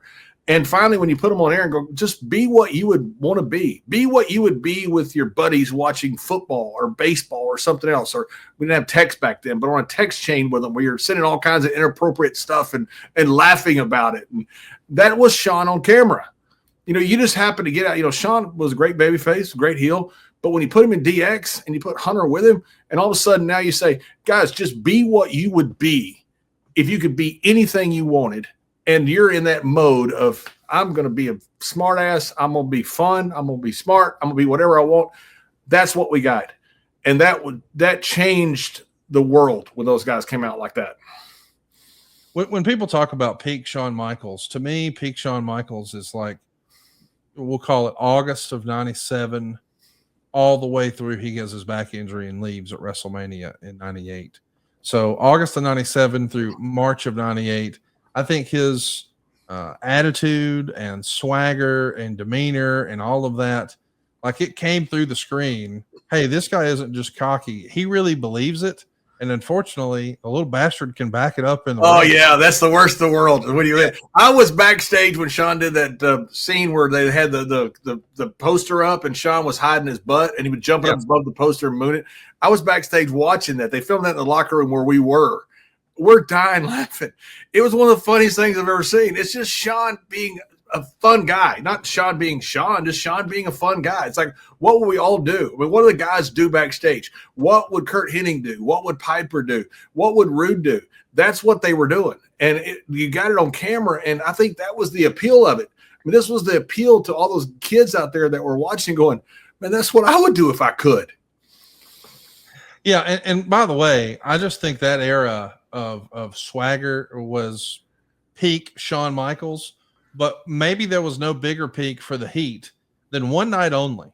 September 20th, 1997, the British Bulldog is the European champion.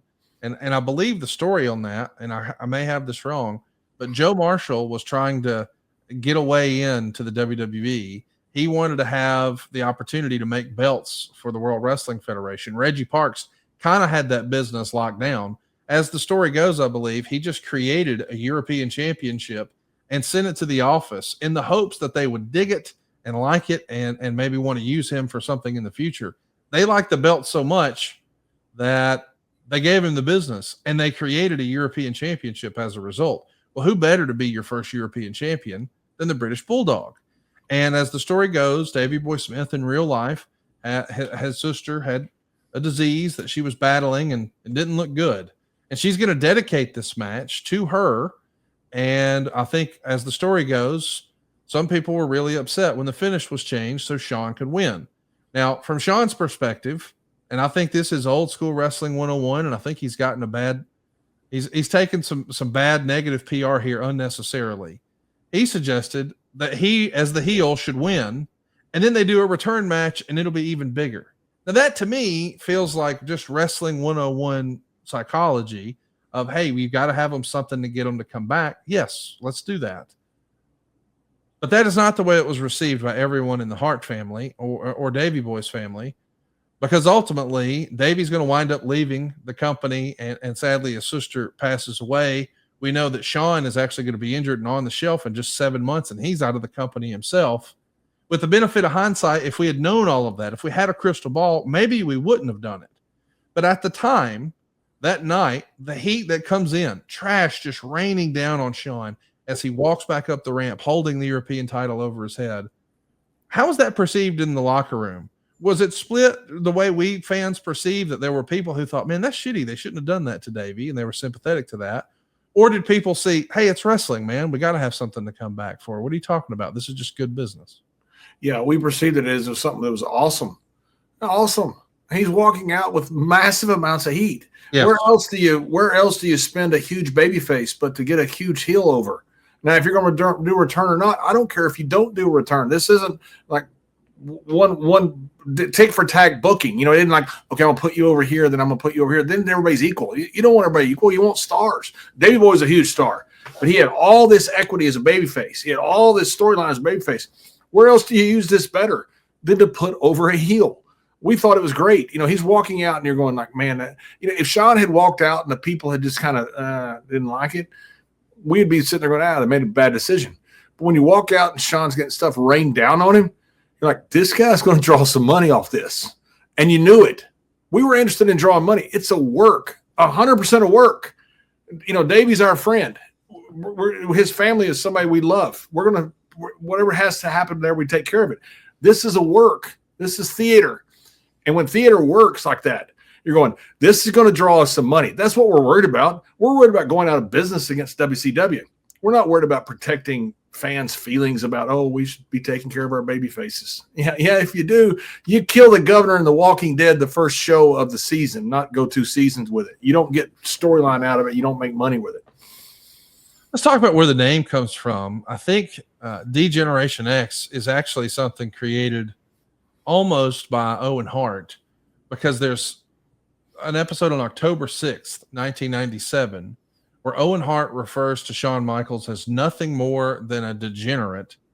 So the following week, October 13th, that's when Shawn Michaels reveals that this group is actually called D-Generation X.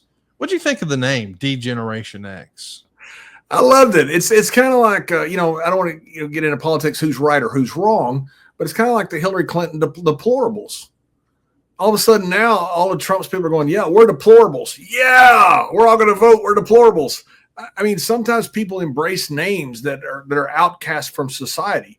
And that's what this was. This was the Canadians that called us D-Generation. Yeah, we're D-Generation X. I thought it was brilliant the way they did it. We got to spend just a minute here and talk about what's going to be happening. We're not far away from the Montreal Screwjob. Of course, we're in October of 97. We know that about a month after the group is officially named, that's when the Screwjob happens. And we know that for whatever reason, Rick Rude is going to take a stand that night. He's not happy about what's happened to Bret Hart. He feels like it maybe breaks some sort of trust with the office and the boys. And he's actually going to jump ship to WCW. And I think that may or may not have gotten some heat on Jim Ross for not having Rick Rude on a permanent contract since he'd been on TV. So I wanted to ask, as far as you knew, how common was it in that era for WWF talent to have per appearance fees? like, or per appearance contracts. Like, I know for sure that there are contracts in wrestling today that aren't guaranteed, where you're getting a check every 2 weeks for X number of years or whatever it may be. No, you're not even under contract. We just call you and say, hey, we want to use you this week on so and so, and you have a rate, and they pay you there when you get there. Was that common in '97? Was Rude the last one that you can remember? Yeah, and I was surprised that Rude was. Of course, Jeff's contract ran out, the day after the pay-per-view. Unbelievable timing. But that was just a timing issue. We didn't have guys that had that. We had guys that were under either one of the two contracts. Guaranteed contracts had just come in. Mark Merrow was the first guaranteed contract, as far as I know, that came in. And, I think now I was told it's $300,000. I don't know if that's true or not. So I don't want to better repeat that, but that's what I heard at the time, which was more than the rest of us were making. And we didn't care because we thought, if he comes in with a guaranteed contract, we're going to get guaranteed contracts next. So it wasn't like a jealousy thing. I just heard that number. And so I don't know if that part is true or not, but Merrill was the first guaranteed contract that came in. But everybody who came in was under some type of booking contract. It was that old booking contract, which, for those that don't know, you're guaranteed 10 shows a year at $150 a show. That's all you're guaranteed. You're guaranteed $1,500 a year. Now you could make, whatever you made, but Vince locked guys under contracts. Vince was very good about that. So I was really surprised that Rude was not under some type of booking contract, either a guaranteed contract or at least the old booking contract, because that cost you nothing to sign a guy to a year contract for a booking contract, especially considered your downside guarantee was $1,500. Try explaining that to your dad, who's a community banker, that you turned down guaranteed money for $1,500. That didn't go well for me. So Rick Rude, allegedly, after the Montreal Screwjob, calls Eric Bischoff. That's what Eric has said on 83 Weeks. He's disgusted. He wants to leave the WWF. Do you remember, or how do you remember hearing that Rick Rude was on Nitro? Now, for those of you who don't remember, he's going to appear on a taped episode of Monday Night Raw with facial hair one way, and then he's going to appear on Monday Night Nitro the very same night that's live, and his facial hair is completely different. He went from a full mustache and beard to just the mustache on the same night. Little tip of the cap to Eazy-E, who you see grinning like a possum in the background, thinking, boy, look what we've pulled off here. I know you guys were head down running with the ball, but when and how do you find out Rick Rude was on both shows on the same night during the Monday Night Wars? What a moment that was. We found out the minute, he didn't have I don't think he had anything with the internet back then. Certainly didn't have, hardly any cell phones. Most people didn't. People didn't use them because they cost so much. But we found out right away when Rude was on both shows. We thought it was tremendous. Hey, and kudos to Rick Rude. A lot of guys, guys after that Montreal Screwjob said, "Oh, this is terrible. I'm going to walk out." And Rude did. Rude's a stand-up dude. Kind of like Roy McIlroy with the Live Group. When PGA decided to go ahead and do business with him, and Roy stood by his guns, whether he liked Roy or not. He stood by his guns and said, "Hey, I still hate him. I'm not going to do business with him." And Rude was a stand-up dude. I remember Rude backstage one time, and somebody had done a promo, and Rude goes, "So let me get this right. You now can walk out on the live television and say whatever you want with any language you want and mean it as a shoot. And that's how we do promos." And somebody goes, "Yeah." He goes, "Got it." Unbelievable. But yeah, we heard about it right away. And we all thought it was awesome. I mean, it sucks for us because we lost another huge star. Yeah. And Eric had pulled off a freaking massive coup. Kudos to Eric Bischoff for this. But for us, it was we thought it was pretty cool, but we had lost another big star. And plus we're losing Brett, and I just thought the world was ending when we lost Brett. It is interesting to take a look at the parallels between the way they built the NWO and the way they're going to build DX. We had a totally different style of ring entrance with much different music. And of course, the NWO shirt became a big part of their presentation. Like when you join the group, you put the shirt on, sort of thing, like it was almost a biker club. But DX is going to embrace that here too. And this is the very first DX shirt. Of course, they're promoting the words "suck it," which is certainly something that Shawn Michaels and Triple H were doing a lot on TV in this era. But this comes out around the same time as the In Your House D-Generation X pay-per-view. Now, you may recall, as you take a look at the end of 1996, on the shadows of the heels of Survivor Series 96, which was originally supposed to be Vader beating Shawn Michaels for the world title. Well, the December pay-per-view in 96 was In Your House, It's Time. Maybe it was a clue to Brett, with the benefit of hindsight, that the pay-per-view that follows Survivor Series the very next year is called In Your House D-Generation X. One way or another, we're pushing this group, and this is where the edginess of the Attitude Era starts to really be appreciated. Because if we can have our crack producer Silva throw that shirt back up there, I don't think we've ever seen a shirt like this in WWE before. Now, I know that we're going to start to get a lot of edgy shirts and a lot of double entendres and things like that. But just printing a shirt that says "suck it" on it, and they even have an asterisk there for the U and suck. They're trying to censor themselves a little bit, but this is really a departure from the type of merch that WWE was selling at their height, whether it was the golden era in the 80s or in the new generation era.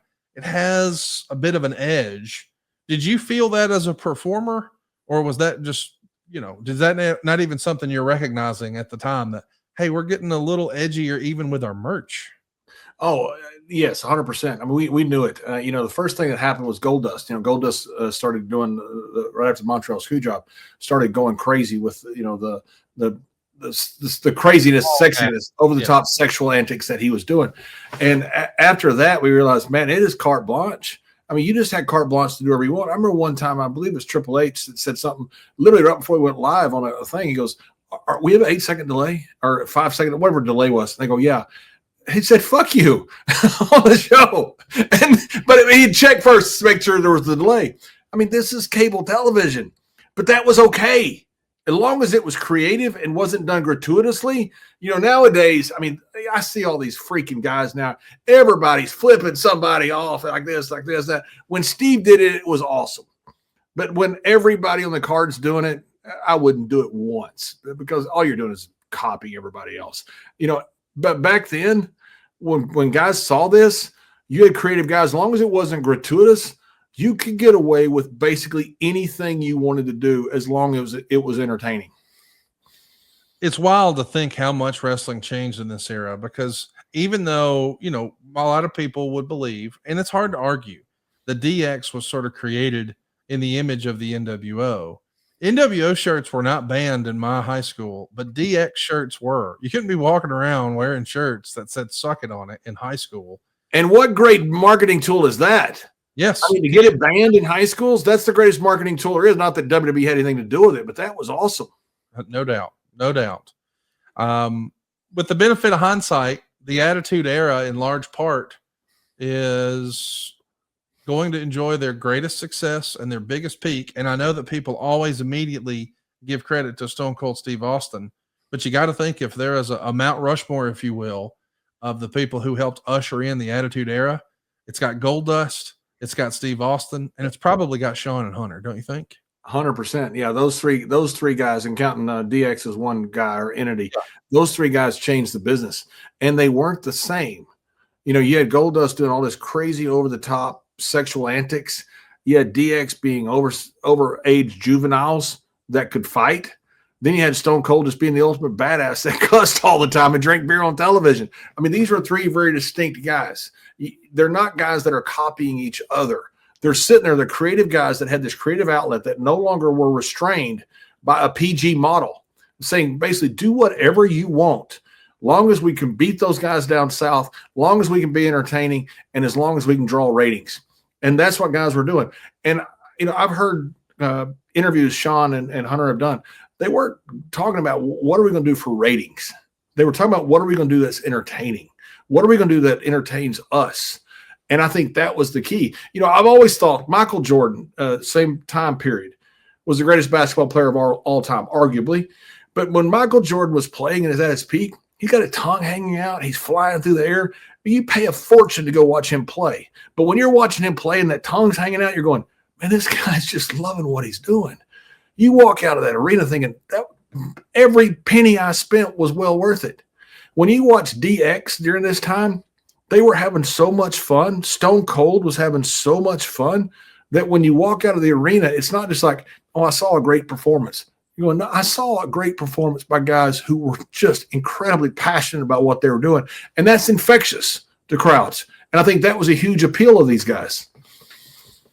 I do want to take just a minute here and talk about something that wasn't always perceived as awesome. We're going to talk about a storyline that maybe some people were offended by. These are old school wrestling purists, but there's a December 22nd, 1997 episode of Monday Night Raw. As you may remember, Sergeant Slaughter has been our on-air figurehead commissioner. There's been a series of interactions with DX and Sergeant Slaughter. Sergeant Slaughter is now going to dictate that Shawn Michaels has not defended his European title in X number of days, so he's got to defend it tonight, and he's going to wrestle Triple H. So Shawn Michaels and Triple H have a mock match on TV, sort of making fun of wrestling and making fun of the silliness of this, and Triple H wins.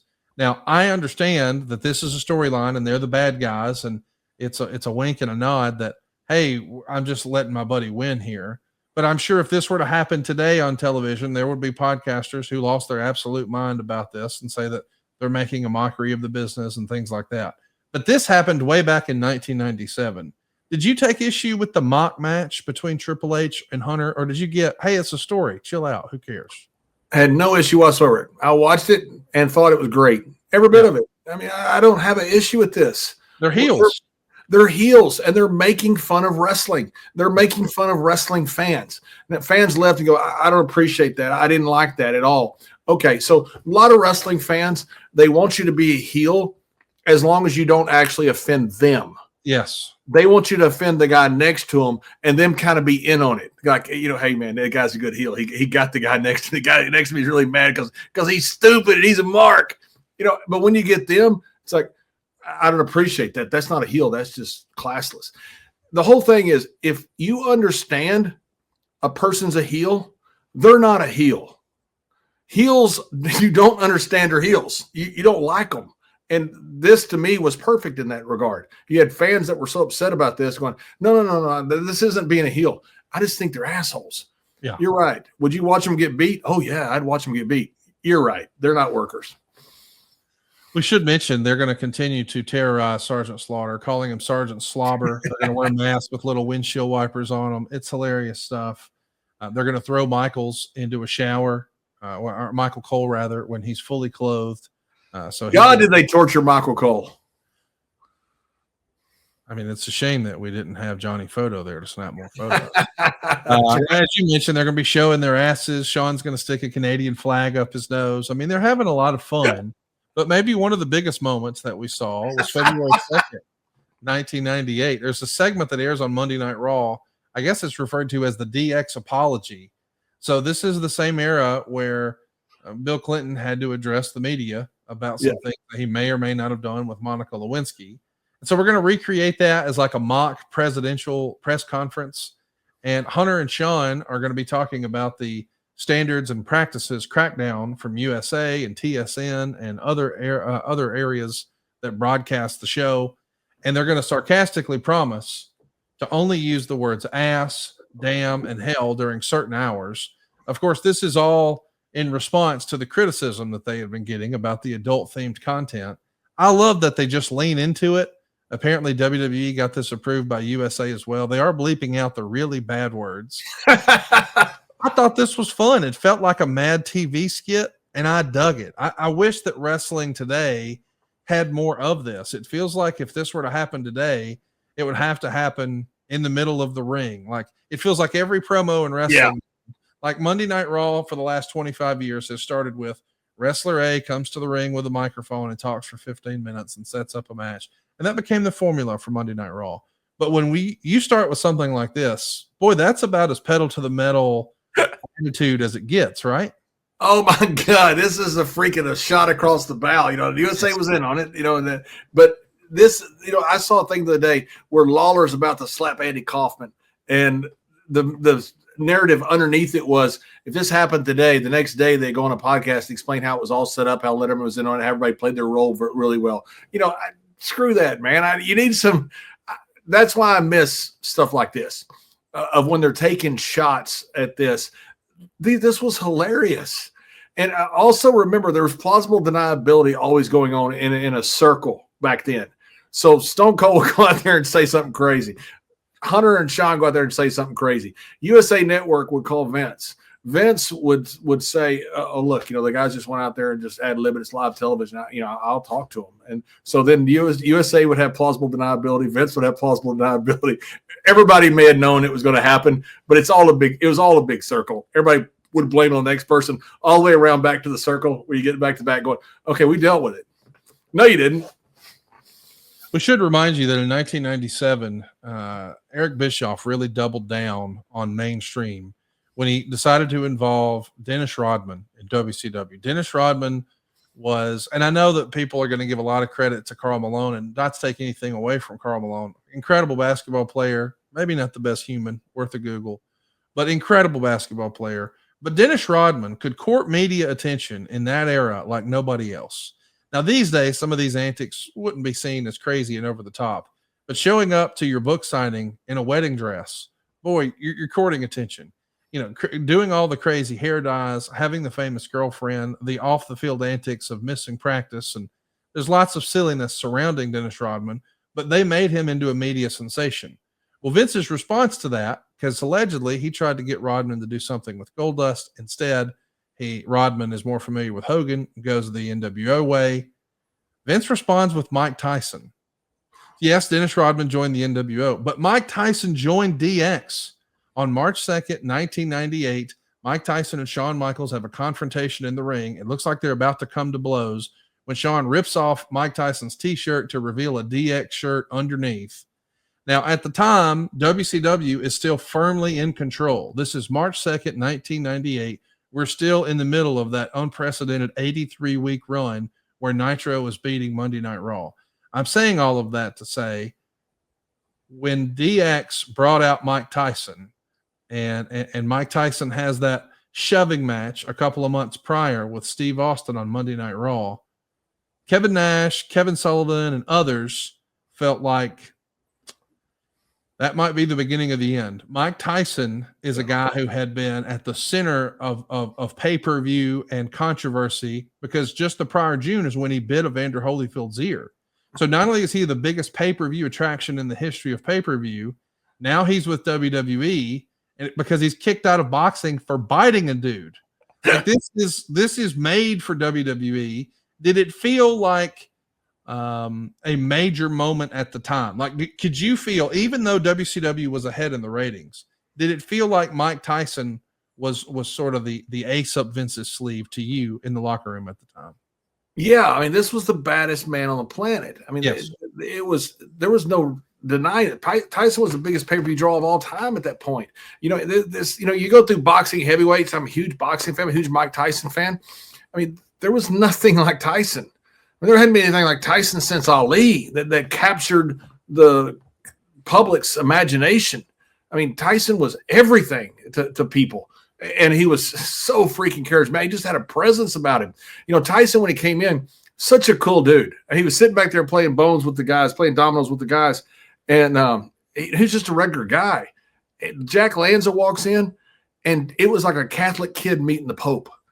Tyson gets up and walks over and he goes, "Mr. Lanza, I've been a big fan for a long time." He sat there and just, it was awesome. Jack sits there talking to him. Jack's the nicest man. Met a million celebrities. Jack was just so nice to him. Tyson was the most respectful, kind human being. It was unbelievable having backstage. By the way, when they did that push and pull apart it was in Fresno, California, I believe. Tyson had about $10,000 fall out of his pockets. He had all these hundreds in his pocket. I guess he had his hands in his pockets, had a big roll. Like Akbar used to carry, maybe not 10,000. I guess when Tyson pulled it out, all the shit fell out of his pocket. So there's like $10,000 in the ring. Some guys are trying to figure out how to get all the money out of it, get it back to Mike. I love that so much. Let's talk a little bit about the end of this version of DX. We know Mike Tyson is going to reveal that he's actually with Cold Stone at WrestleMania 14. Shawn Michaels is hurt. His back is out because of that errant fall he had on the casket match. So when the Stone Cold era begins at WrestleMania 14, it feels like this is the end for Shawn Michaels. He even, during the post-WrestleMania press conference, makes it clear that he's out of here. He's retiring. And he is going to be gone for quite a while. When you realize that, hey, Sean's gone, did you think he would ever be back, or did you think, oh no, he's really hurt, he's had his fill, that's it?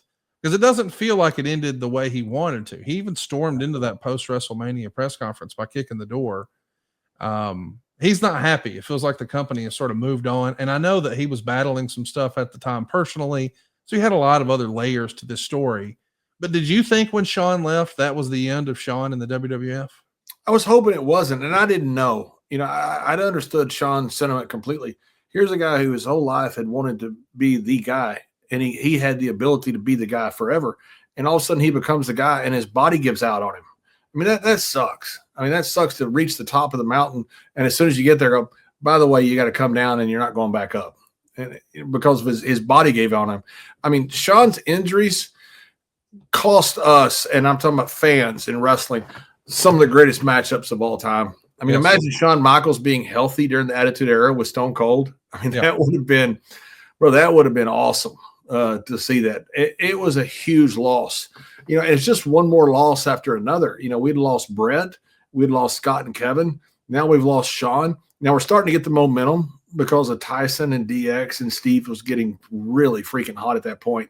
So you're seeing some light at the end of the tunnel, but it's just another major loss to us. I'm sitting there thinking, I've never seen guys leave a territory like this. I've never seen this many top stars leave. And I didn't know what the outcome was going to be. I remember talking to Lanza about it and saying, Brett's leaving. I mean, what are we going to do? And Lanza pointed to, we were sitting there in a place where we could see Vince, that gorilla. He goes, as long as that guy's in that chair, he goes, we're going to be fine. And it made me feel a lot better. I still wasn't sure of it, but it made me feel a lot better.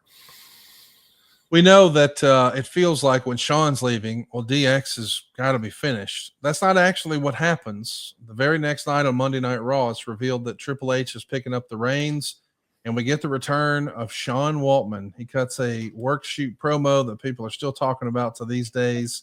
I mean, I think that there was even a lawsuit involved in that, but that's a story for another time. With the benefit of hindsight, could you have ever predicted that DX, after being some of the most successful heels in the history of the company, would ever become the mega baby faces they would be in just a few months? Yes. Yeah. I could see that coming, because you could see people out there, they were such good heels, and they were just too entertaining. You realize these guys could probably have one hell of a baby face run. I thought it'd be longer than what it came out.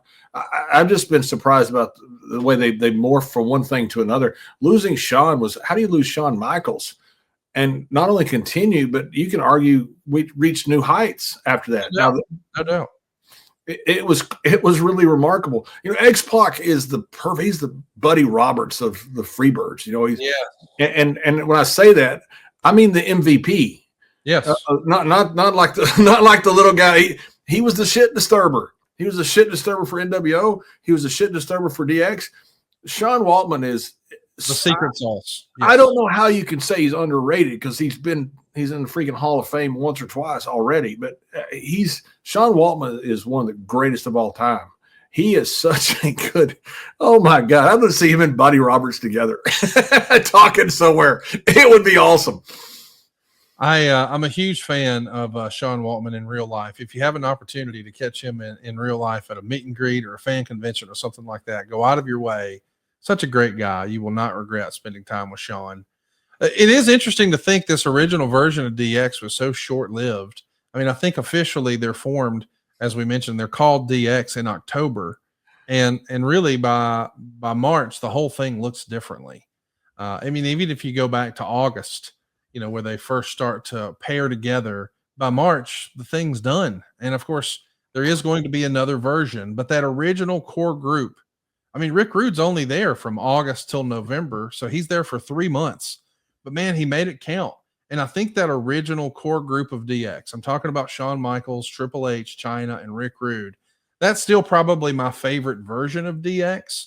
But I do think that they helped usher in a new era of pro wrestling. We mentioned that Stone Cold Steve Austin's kind of the same way. There's a pretty famous story out there that one of the agents, and I forget exactly who it was, told Steve when he's going on a tear in 1996 with Bret Hart and really starting to rise into that main event status.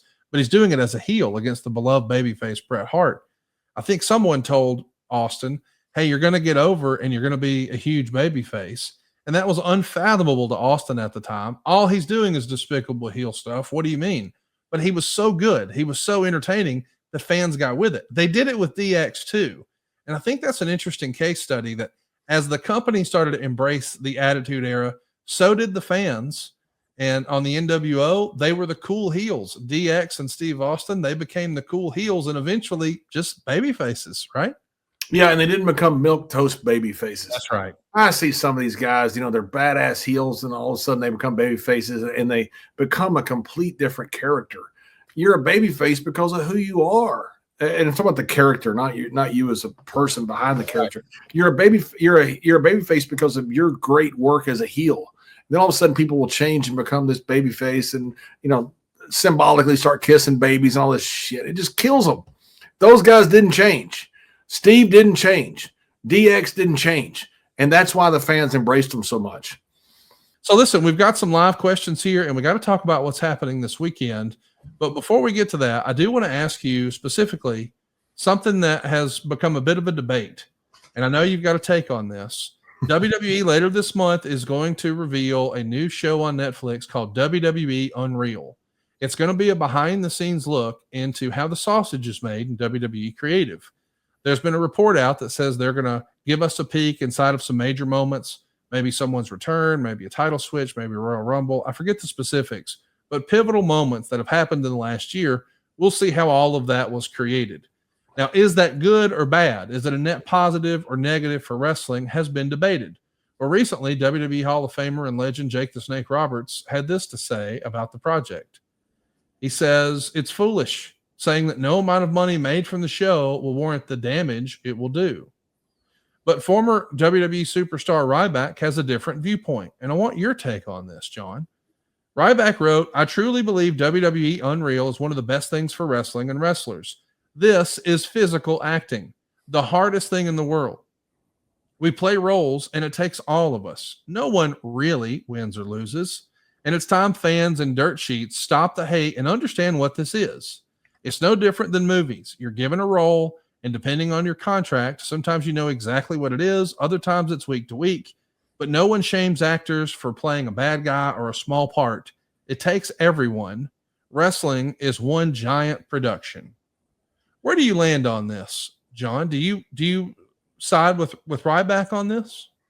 No, I side more with Jake, but I'm not as hard-lined as Jake is, and I have a lot of respect for Jake. He's one of the greatest minds in wrestling today. Jake is unbelievable how smart Jake is. It was great working with Jake back in the day. I learned so much. It was such an honor to work with him. But you look at what they're doing now, and is business huge in spite of what they're doing or because of what they're doing? And I'm not talking about the great matches that they're putting on. I'm talking about all the behind the scenes stuff. I don't know the answer. I don't know what the answer is I'm against it. I think it's too much, but they're selling out arenas back to back. I mean, they're selling out 60,000 people on big shows back to back nights. That's unheard of in this business.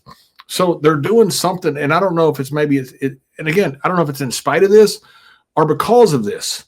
Now, and the one thing that I would disagree with about people that say this is great is that, you kind of want the air of something could go wrong. You kind of want when Houdini does the milk can trick where you be in the milk can, that he might actually drown, that there is some element of danger. And there is in this. We work in the round. We don't work with the benefit of camera angles. We can use camera angles on certain things, but not like movies where, guys never get touched. So you have fans that are sitting 3 feet from you. A lot of contact, a lot of very, stiff things happen, a lot of injuries. That adds an element to it that's different from movies because now you know that this guy, this stunt person, this actor, something could happen. And also you understand there could be a receipt there. There could be some little animosity there. There could be some things. And I like that mystique about it. I don't know if that takes away from that. Maybe it doesn't. I think with this, it's going to be easier to work people than ever before because now you're telling them, okay, here's what we're doing. Here's the whole kimono opening up. Here's the whole show. But now all of a sudden, if you want to work people because they're so on the inside, is easier than ever. So I have absolute mixed feelings about it.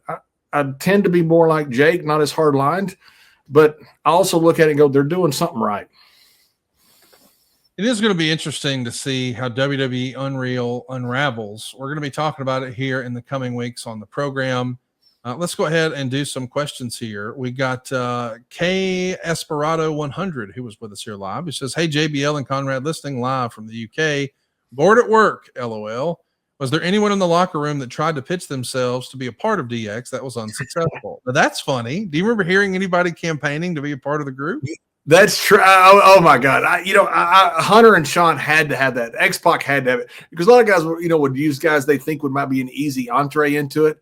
Sean was incredibly Machiavellian. He just did what he thought was the right thing for business. Irrespective, it didn't matter who it was or what was the outcome.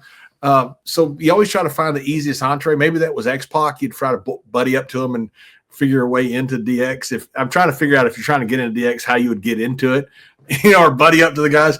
I don't know anybody that ever tried to get DX that never made it. So I don't know anybody that tried to get DX that did make it. I don't know if Road Dogg and Billy were actually active trying to be in it. I think they just kind of included them. So I don't know. There, a lot of times guys would hang around groups hoping to become part of that group, and they never do. And it's always kind of funny to watch. Another question here from the boss. Would the Bradshaw character have worked as a heavy for DX during the Attitude Era before becoming an acolyte? In an alternate universe, could that have worked, John? Oh, 100%. I think, yeah, it could. Yeah. And me and Ron would have been very good with DX as the two heavies, like a Rick Rude was, or like a China was. I think we'd have been pretty good heavies for those guys. Plus, like Rick, we could interact pretty well with these guys. We could do some fun stuff with them. It'd have been fun to be part of DX. Maybe, I don't know about in addition to the ministry, not in lieu of going to the ministry. Meta the Night 47 wants to know, if you were offered that spot in DX, would you have taken it? And how do you think your career would have been different if you did? Oh my God, 100% I'd take it. I guess me and Ron were doing stuff then, so it'd have to be me and Ron. I wouldn't have done it just by myself because but if they'd offered me and Ron that spot, oh my God, yes. Those guys were fun. We'd watch them in the back. Like I say, I was sitting there watching in the back when Sean did the famous moon thing backstage, and we were just laughing like crazy. It was fun to watch. So yeah, I would have joined in a heartbeat if they would have asked me. They never asked me, but I only would have done it if Ron would have been included too, which I assume he would have. But of course, they might have just taken Ron without me. Well, just to get your timeline right, I don't think you actually started doing the acolyte thing until later in '98. Then 100%. Yeah, they weren't doing anything with me. I was doing nothing. Yeah. I'd have been glad to be part of anything. I'd have been part of Skip and Zip if they'd asked me. I love you for that. Josh Shea wants to know, were DX seen as Vince's guys with all the creative things they were able to do? And in doing that, did they receive heat from the rest of the locker room? That's something we've heard a lot, that, it was positioned at times where it was like, well, Sean is Vince's boy. I mean, that's certainly the narrative that was out there. How much heat did they have in the locker room based on Sean's perceived relationship with him? They only had heat with the guys that had personnel problems with him. Sean had personal issue with Brett, and that was the only heat that there was. I was in several meetings with Sean and Vince, and Sean spoke to Vince like nobody I've ever heard. I mean, Sean could talk to Vince in a way that most people couldn't, but he was very clear about what he wanted. Sean talked business with Vince. He didn't abuse that relationship. Sean had a very unique relationship with Vince, and I didn't see any heat over that, because Sean was all about business. I mean, he wanted to do business, and I would see him there with Vince, and I would see him argue business, and most guys wouldn't argue like that. And if Sean was right, Vince would cede it to him and give it to him. How silly and juvenile and stupid is it? I mean, I'm sure you've heard it before, but when people would say things like, "Oh, Sean has a unique relationship with Vince," there were the haters out there who said, "Oh, they're more than just friends." Isn't that stupid? I mean, why do we always go to that? That's just dumb. Same way we go to wieners and poo. I guess, right? Jeff Heelan wants to know, can the APA be the top tag team in a WWE event today? How about a comeback run? Do you think there's ever a chance we see you and Ron throwing some clotheslines and dominators one last time? Not a real match, but just here and there. I would love to see Ron throw a punch or two. I don't know if you saw a picture the other day. The other day we were sitting there with Danny Trejo. His arms are huge. Ron's got the biggest freaking arms. I didn't realize his arms were still that big till I saw that picture. We took the picture with Danny, and I forgot my hat, which of course Road Dogg brought up because the only thing bigger than Ron's arms is your bucket head, and which is probably true. But I was sitting there when I first saw the picture. I want to make sure it came out okay after Danny had left. And I said, Ron, look at your arms. Oh my God, that's unbelievable. So yeah, I'd love to see Ron still throw some punches. I don't know if he wants to do much more of anything else. He's very happy doing what he's doing. But yeah, I'd love to see Ron do something.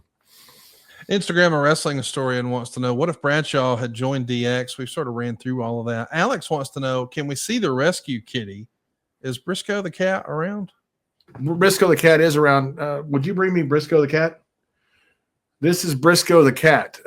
We call him Baby Briscoe, and because he's tiny. But yes, I rescued this cat here.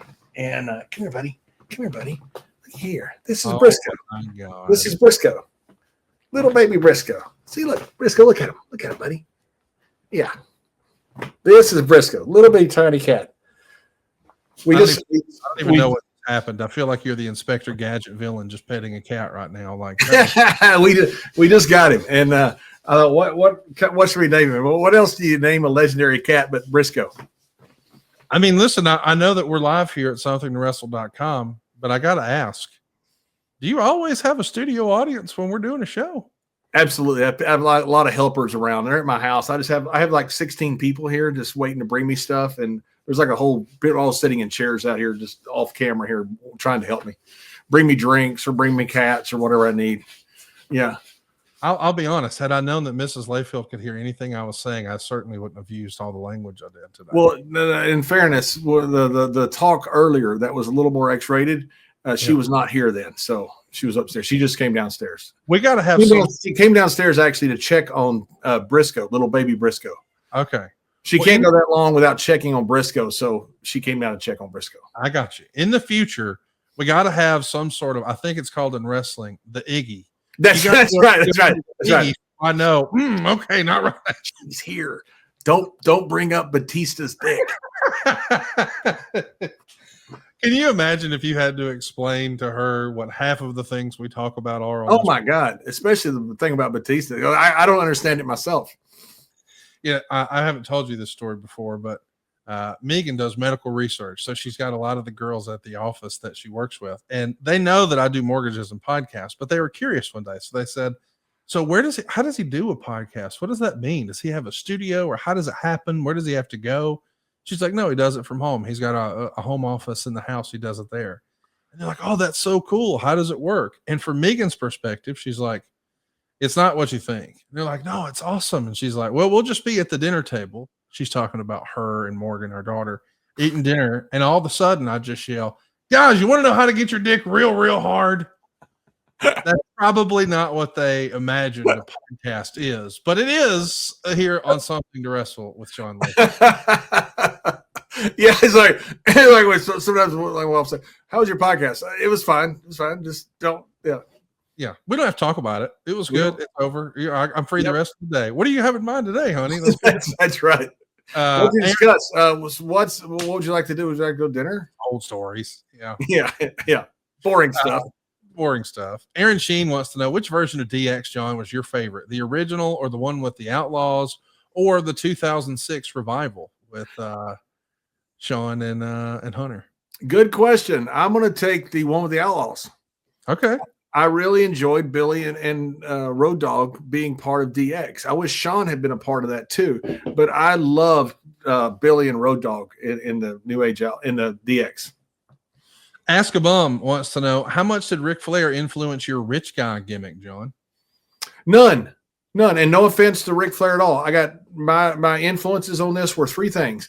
I grew up in West Texas, and I grew up around when the oil fields were big when I was a kid. They thought they were depleted when I was in high school, became very poor out there. That was before they figured out how to sideways drill and frack, and now they have more oil than Saudi Arabia. But when I was in high school, they thought the oil wells were depleted.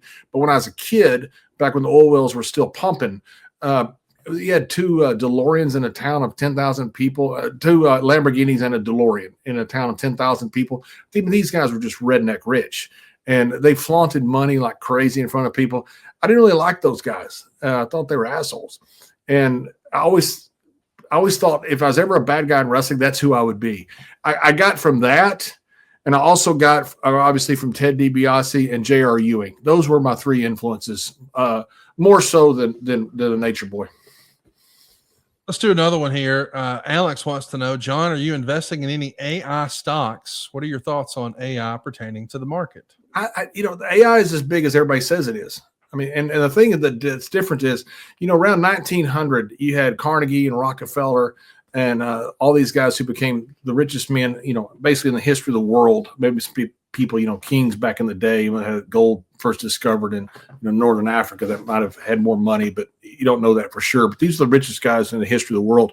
That's because the U.S. became a whole village. No longer it was just regional. Well, now you're seeing guys like Bezos and Musk and Zuckerberg become several times what those guys become, because now the globe is a village. And so now you have a global world that people are making money off of. I don't understand AI as well. And I don't know. I think you're going to see a lot of people make trillions, literally trillions of dollars. Corporations, maybe not people, but trillions of dollars made in AI. But you're also going to see a lot of losers. And I just don't know if I'm smart enough to invest in AI. I wasn't that good with the internet when it came out in the 90s. I didn't touch it. And sure enough, it went bust. I don't think AI is going bust, but you're going to see a lot of losers. So I'm not big. I'll delve into companies that have a little bit of AI. Like Google has a big AI presence as part of their company. I invested in Google a while back, which has been a terrific investment because one reason was because of the AI. But that I'm not good enough just to invest in just pure AI stocks, but it is as big as everybody says it is. We see there's a comment here that says, can we get more of a what if episode from Storytime with John on a full episode of those? I do think we've had so many fun what ifs. We should maybe put together a what if show. Chris is with us here live, and he wants to know, do you have any Owen Hart rib stories? That's interesting. What is your favorite Owen Hart rib story? I tagged with Owen, and this wasn't my favorite. Davey Boy used to register under fake names in the hotel because he was so scared of Owen. Owen was a terror. I mean, a terror. Owen was so bad. People loved him. Some guys rib and they just get mad and people want to beat him up. Owen did it. People just thought it was funny. He sent, famously a bunch of the hogs into Vince's office one time. From Henry Godwin, they put all the pigs in the freaking office, and Vince's office is now covered in everything that pigs do. I used to wrestle with Owen and Davey on a loop, and it was so much fun. Davey Boy would call a spot, tackle, drop down, leapfrog. Owen would turn and call it to the crowd. Davey's going to do a tackle and a drop down and then a leapfrog. Watch. And you'd see him doing it. I told you. Oh, my God. Oh, my God. Davey Boy just thought it was funny. He loved Owen. Brett would get mad at Owen for screwing around, but it was so funny because Owen would go, I'm sorry, Brett. I didn't mean to do it. And you know what? Owen's going to do it again. Owen didn't care if it was Poughkeepsie in a live event or if it was WrestleMania. If Owen wanted to screw about, Owen screwed about. Owen was awesome. I tell you what Owen did one time. This almost happened to me on live television. We were somewhere in Canada, and the Hart Foundation was looking for Shawn Michaels, and they're going through the dressing rooms and stuff. Well, they didn't tell us they're coming into our dressing room, and so me and Barry Windham are in the shower, and butt naked as you are in the shower, and they come into our dressing room, and so Davey Boy looks in, and when he does, I see him, and I turn over, and I moon him. I'm butt naked. Owen thinks it's funny, and he goes, "Hey guys, Sean's in there." I didn't have any idea we're on live television. My butt was almost on live television. So the camera goes to shoot me and Windham naked in the shower because Owen says, "Hey, they're in there." And Davey Boy at the last minute grabs the camera and pushes him the other way. Oh, my God. We almost had a heart attack. We were almost naked on live television. Of course, we're hoping nobody gets naked this Saturday. It's Saturday night's main event. Goldberg is getting a world title shot, and we're going to be talking about it next week here on the program. John, if they were to bring back another legend, I'm not saying that Goldberg is not worthy of this opportunity, but I love the positioning that it's a legend from a bygone era that still resonates with fans, is still a draw, still has some name value, can still go physically. and they're doing it in his quote unquote hometown. Not really, but obviously Atlanta's such a big deal to his history and his story in pro wrestling. Is there somebody else out there like that? You think that, hey, that could be fun as one more title shot? I see how Taker is in great shape right now. And you see him on his, Instagram and his social media stuff. He's in incredible shape, and he's working out a lot in real functional training. He's told me some stuff what he's doing. So I think he's probably in the best shape he's been in probably 15, 20 years, as far as because I know what the type of training he's doing. His body apparently feels pretty good. Taker might could do something pretty dramatic, in the next year or so. And I would certainly enjoy watching that. Man, can you imagine an Undertaker return? Wow, that would be something else, wouldn't it? I would think it'd be a possibility. He looks great. I mean, he looks great, and he's in terrific shape. And I know the type of training. He's doing a lot of functional training, so his body's moving well. He's, not just, training, like going and doing some bench press and some squats, the old powerlifting lifts that we all did. He's actually doing functional training, so he's working out very hard. And so he can – I feel like he probably could still move as well as he's done for 20 years. I mean, I think that'd be great. I'd love to see him come back for something.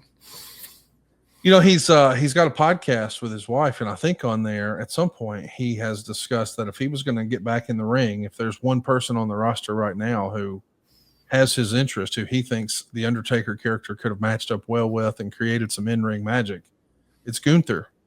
Isn't that interesting that the Undertaker, the real life Mark Calloway, says, "Oh, I like Gunther," and that's who's wrestling Goldberg this weekend? That'd be something, wouldn't it? It would be awesome. And the thing is, Gunther's an easy choice. He wouldn't be my choice because he's a heel. Right. But you need a big, tough guy that can wrestle, that knows his way around, and you need a guy that can get heat on Undertaker. You need Undertaker's a big guy, and he looks great now, and he's still a really big guy. You need a guy like Gunther that can get heat on him. And so it makes perfect sense that Gunther would be the guy if Taker looking for somebody to come back. That would obviously not be a heel's choice like mine, but it would be somebody that it makes perfect sense for Taker. Man, we want to hear from you guys. Let us know in the comments. If someone was to come back, would you want it to be The Undertaker? And if The Undertaker did come back, who would you want his return match, his return title shot to be against? Would it be Gunther? Let us know in the comments. We'll talk about it next week. We are going to be recapping what happened in Dallas this weekend. So, wait a minute. First, who's your choice to come back? That's a great question. I really, if I'm honest with you, I had not even considered The Undertaker because they did such a big to-do about his final match. And that series they put out on Peacock on The Undertaker was fantastic. My wife, not a wrestling fan, had tears in her eyes watching it. I mean, it was a really important, special piece of footage to see The Undertaker reflecting on his career and talking. And the music video, that old Troubadour song that he loves so much, man, it brought a tear to Megan's eye, and she's not normally a big wrestling person. So I loved it, and it feels like it would be maybe tampering with that. Maybe there's a way to do it and not have that be the response. But me as a fan, and again, I'm a homer here, if one person's going to come out and get a title shot, it'd be pretty entertaining if we saw the return of JBL. You never know. You've been people. You've been practicing the leprechauns. If you step up to actual grown adult human men, I mean, we don't know what's possible, right? We don't know what's possible. I've actually got a whole garage filled with wrestling mats. I've showed you pictures of it, wrestling dummies, Persian clubs that I'm using all the time.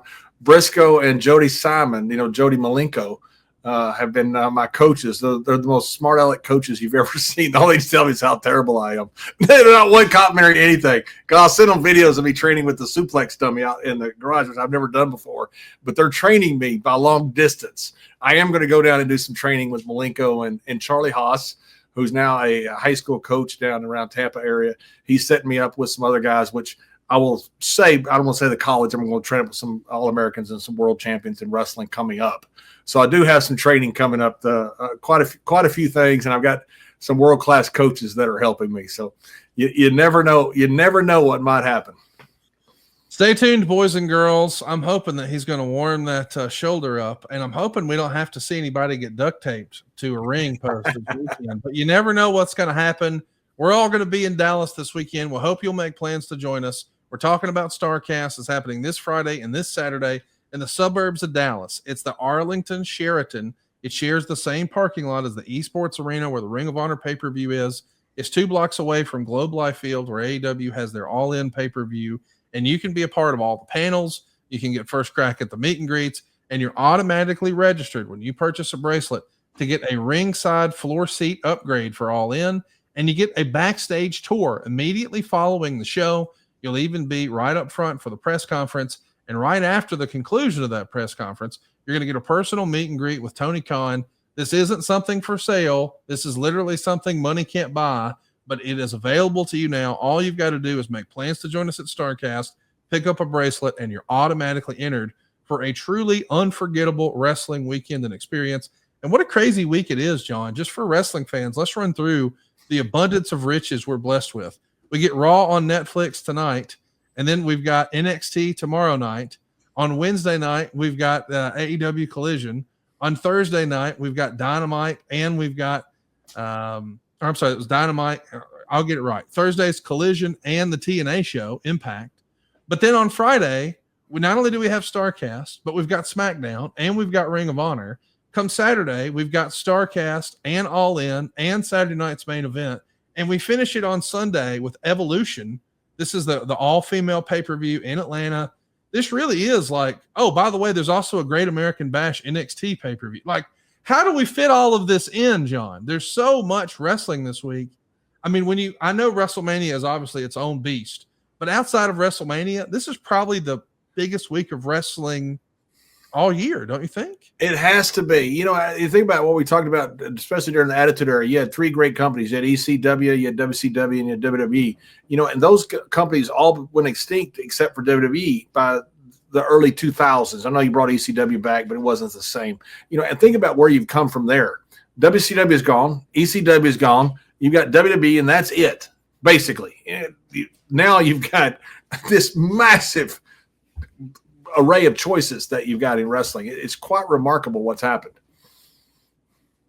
I can't wait to see it. I hope you guys are celebrating the biggest week of wrestling this year. We're going to talk about it next week. We're also going to be talking about Goldberg, his rise in WWE, and maybe what happens. What if we have a new champion?